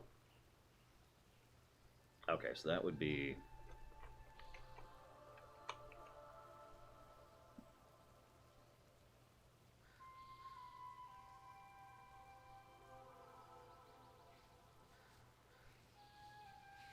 Sony. Sorry, I had to follow the trail up there. So Standing Stones is going on a license label under Daybreak Games, who are under SIE Games, who are under Sony Games. So there you go. That's where that's at right now. So far it's been getting better, You Cannot Alter. Which is not really surprising.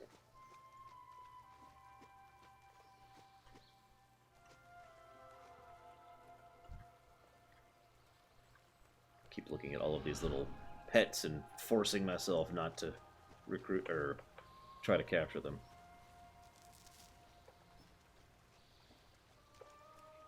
Yes, it's very sort of Sony currently owns Lotro. If you go aside and then up 3 steps. Because currently Turbine, that is to say Standing Stone Games, is currently being published by Daybreak Games, which is under SIE Games, which is under Sony Entertainment. Jesus. Sorry, I had to get the chain correct there. Everything owns everything. That's why it's going to be so easy to conquer the world, guys. Once I finally conquer the world, no one will notice. Because none of the names will change. I'll just own... If you just go up the tree, you'll find me at the very top. And nobody will notice it. It'll be great.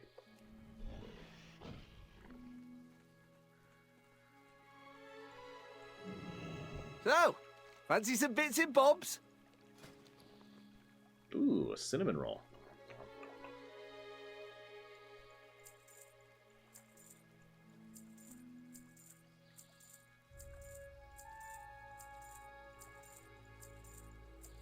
Appreciate your patronage. I'm with Tyrobot. Graphics can age well or poorly, but the game is what ages well or poorly, really, for me. Although I have noticed a long-standing trend that the more stylized the graphics are, the better they tend to age, just generally speaking. Fancy a cuppa? Smooth sailing. Dad says sometimes big people get scared. Do you get scared? No, I've been to space, kid.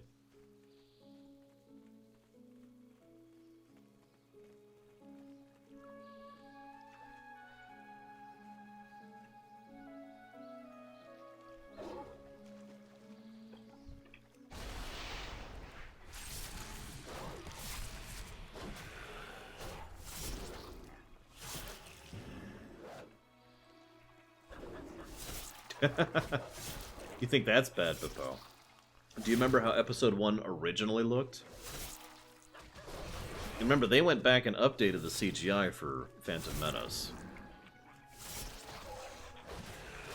It was much worse when it first came out. I just killed those chickens. What? No! No! Come back here. God damn frickin' wolf. Or fox, whatever it is. It's some kind of four-legged creature. They're all the same. Damn it, go away, you stupid bird. Nobody likes you.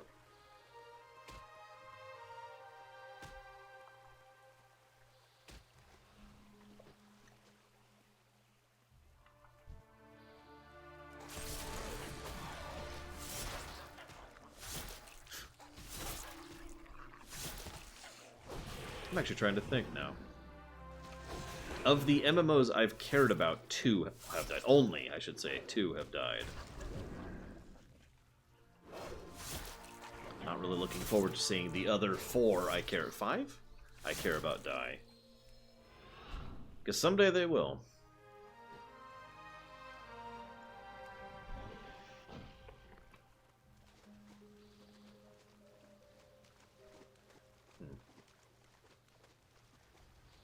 Asheron's Call and an MMO most of you have never heard about called Earth and Beyond. It was the very last Westwood game.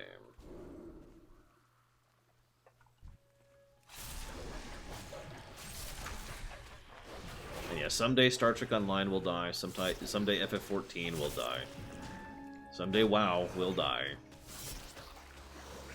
Someday Guild Wars 2 will die. Someday Neverwinter will die. Oh yeah, I guess City of Heroes died too. I was never big into that, but it still was a mess and horrible. I don't know what you're talking about, Dreamwester. Emulation is illegal. No, Earth and Beyond was a space MMO. Yeah, Elder Scrolls Online. I always forget that one for some reason, even though I was actually subbed to it for a while. No, Earth Above and Beyond, you played as a spaceship, basically. A guy in a spaceship. And you ran around, and you could be a crafter, an explorer, or a trader, an explorer, or a combatant. And it had an interesting little story arc that never went anywhere because the game got canceled. And it had big, strong, proud. Whoa, look at the pretty ponies. Tails are really lucky. I think this didn't want to give Dad heaps of courage. Okay, We've but traveled you're gonna far come back, and right? wide, but we're finally here. Well, with all you've collected for me, I guess it's time to mount, isn't it? Ooh, I haven't felt nerves for 300 years. Would you mind assisting me in finding a suitable equine partner? I could not trust myself to make the decision alone. Yeah, sure. You're never too old to start Before learning. we begin, let me get prepared. Just a moment. Enough dawdling, then. It is time to identify the perfect horse. Look at the shells. He's got shells on him. Anyways.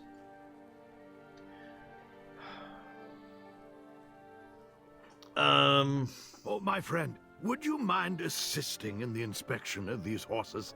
Only the perfect horse will do. Basically, Myron, I think it's worth it at least for the quest zones. I wouldn't blame you to, for example, resub, push through the quests, and then unsub again. So we've got Goldie here. What about this one, Dad? No, she's too bad of a writer. This one will not Sorry. do. It is too, fidgety. Yes, fidgety. I suspect it would spook at any abrupt movement. Let's try Scout instead. This one looks nice. No, child. No, I cannot ride this one. He looks too bouncy. You look at his gait. My old bones could never handle such motion. So anyways, Lord Atlanteon, I try not to comment on that because it's not safe for anybody who has an official presentation to comment on things like that. All I'm going to say is that I think there should be a nice, legal, legitimate method by which to keep MMOs going. I think that should be a thing. The fact that it isn't is actually kind of stupid, in my blunt opinion. If you are at the point in time where you are no longer selling a product or a service, as an MMO is, then you should probably just say, here you go, enjoy it. My opinion. It actually aggravates me more than I would like to get into right now, when people just squat on rights or licensing and don't do anything with them. I hate that. We're going to shut you down. Why? Well, because you're trying to make it freely accessible to interact with certain things that we don't sell and haven't sold for decades. Sorry. That really, really bothers me. It literally actively contributes to intellectual stagnation and creative death. And I don't mean, like, not creating more death. I mean creative ideas, creative IPs, games, movies, books, dying because companies are actively trying to shut down the only methods that exist to keep them going forward, and the companies aren't doing anything to get them going forward themselves. Ugh, it's headache-inducing. Doctor Who? Anybody?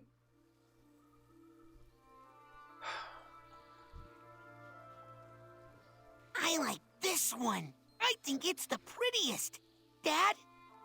This is not the horse for me, my son. Look at the shine in her eyes when her gaze falls upon me.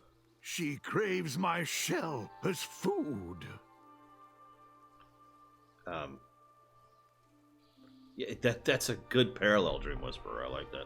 Would I prefer CBS not make a Star Trek show or have Discovery? I'd prefer Discovery! I don't actually even... See you around, Richard. I don't even like Star Trek Discovery. I would still rather they made it than they made nothing. All right, Dad. We've waited long enough. You have to get on this horse. All right, child. I guess it is time. My friend, can you help me? All right. I got your back. Whoonk. Fling. Dad says sometimes big people get scared. Do you get scared? Space. He's on. Don't worry. I'll make sure he'll be fine. I'm sure he'll be fine. Thanks for all your help. I'm so proud of my dad. Okay, Joma. Please guide me to the training grounds. I think it shall be optimal for learning the reins, if you will. You got it, Dad! Hold on tight! Okay. I think I can handle... Nope! I can't handle! Too fast! The beast is out of control! Oh, that's awesome. Don't let go! Don't let go! Oh my god, this is bringing me to tears. This is so cute. Wait. Joma? Joma! I'm doing it! Oh, this is quite freeing. You're doing great, Dad!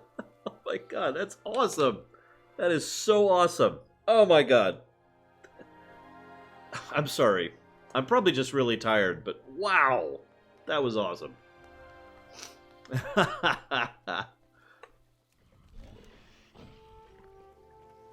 Yeah, no kidding, Nikamos.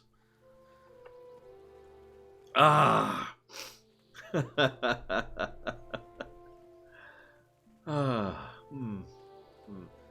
That made my day right there.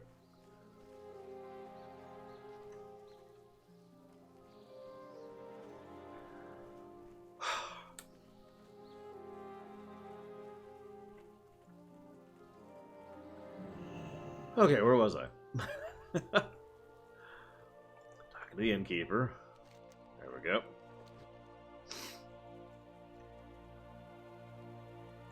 And the doghouse? What do you want me to do here, game? The puppies? Oh, the smithy. That's going to be on the other side.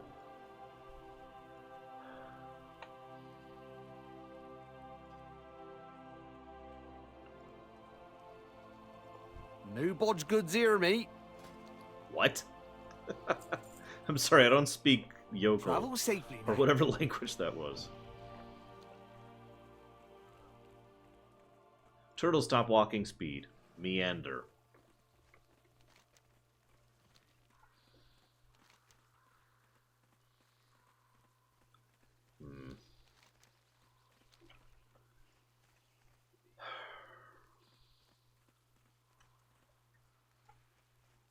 Bully! Actually, have no. a capital time. You know what? No. Let's cut it off there. I think that's a good high note. Let's do that right there. So, I'm going to go ahead and chop off the local recording. God, I'm so tired. And I will be seeing you guys tomorrow morning, 10 a.m. EST as per usual. See you around, guys.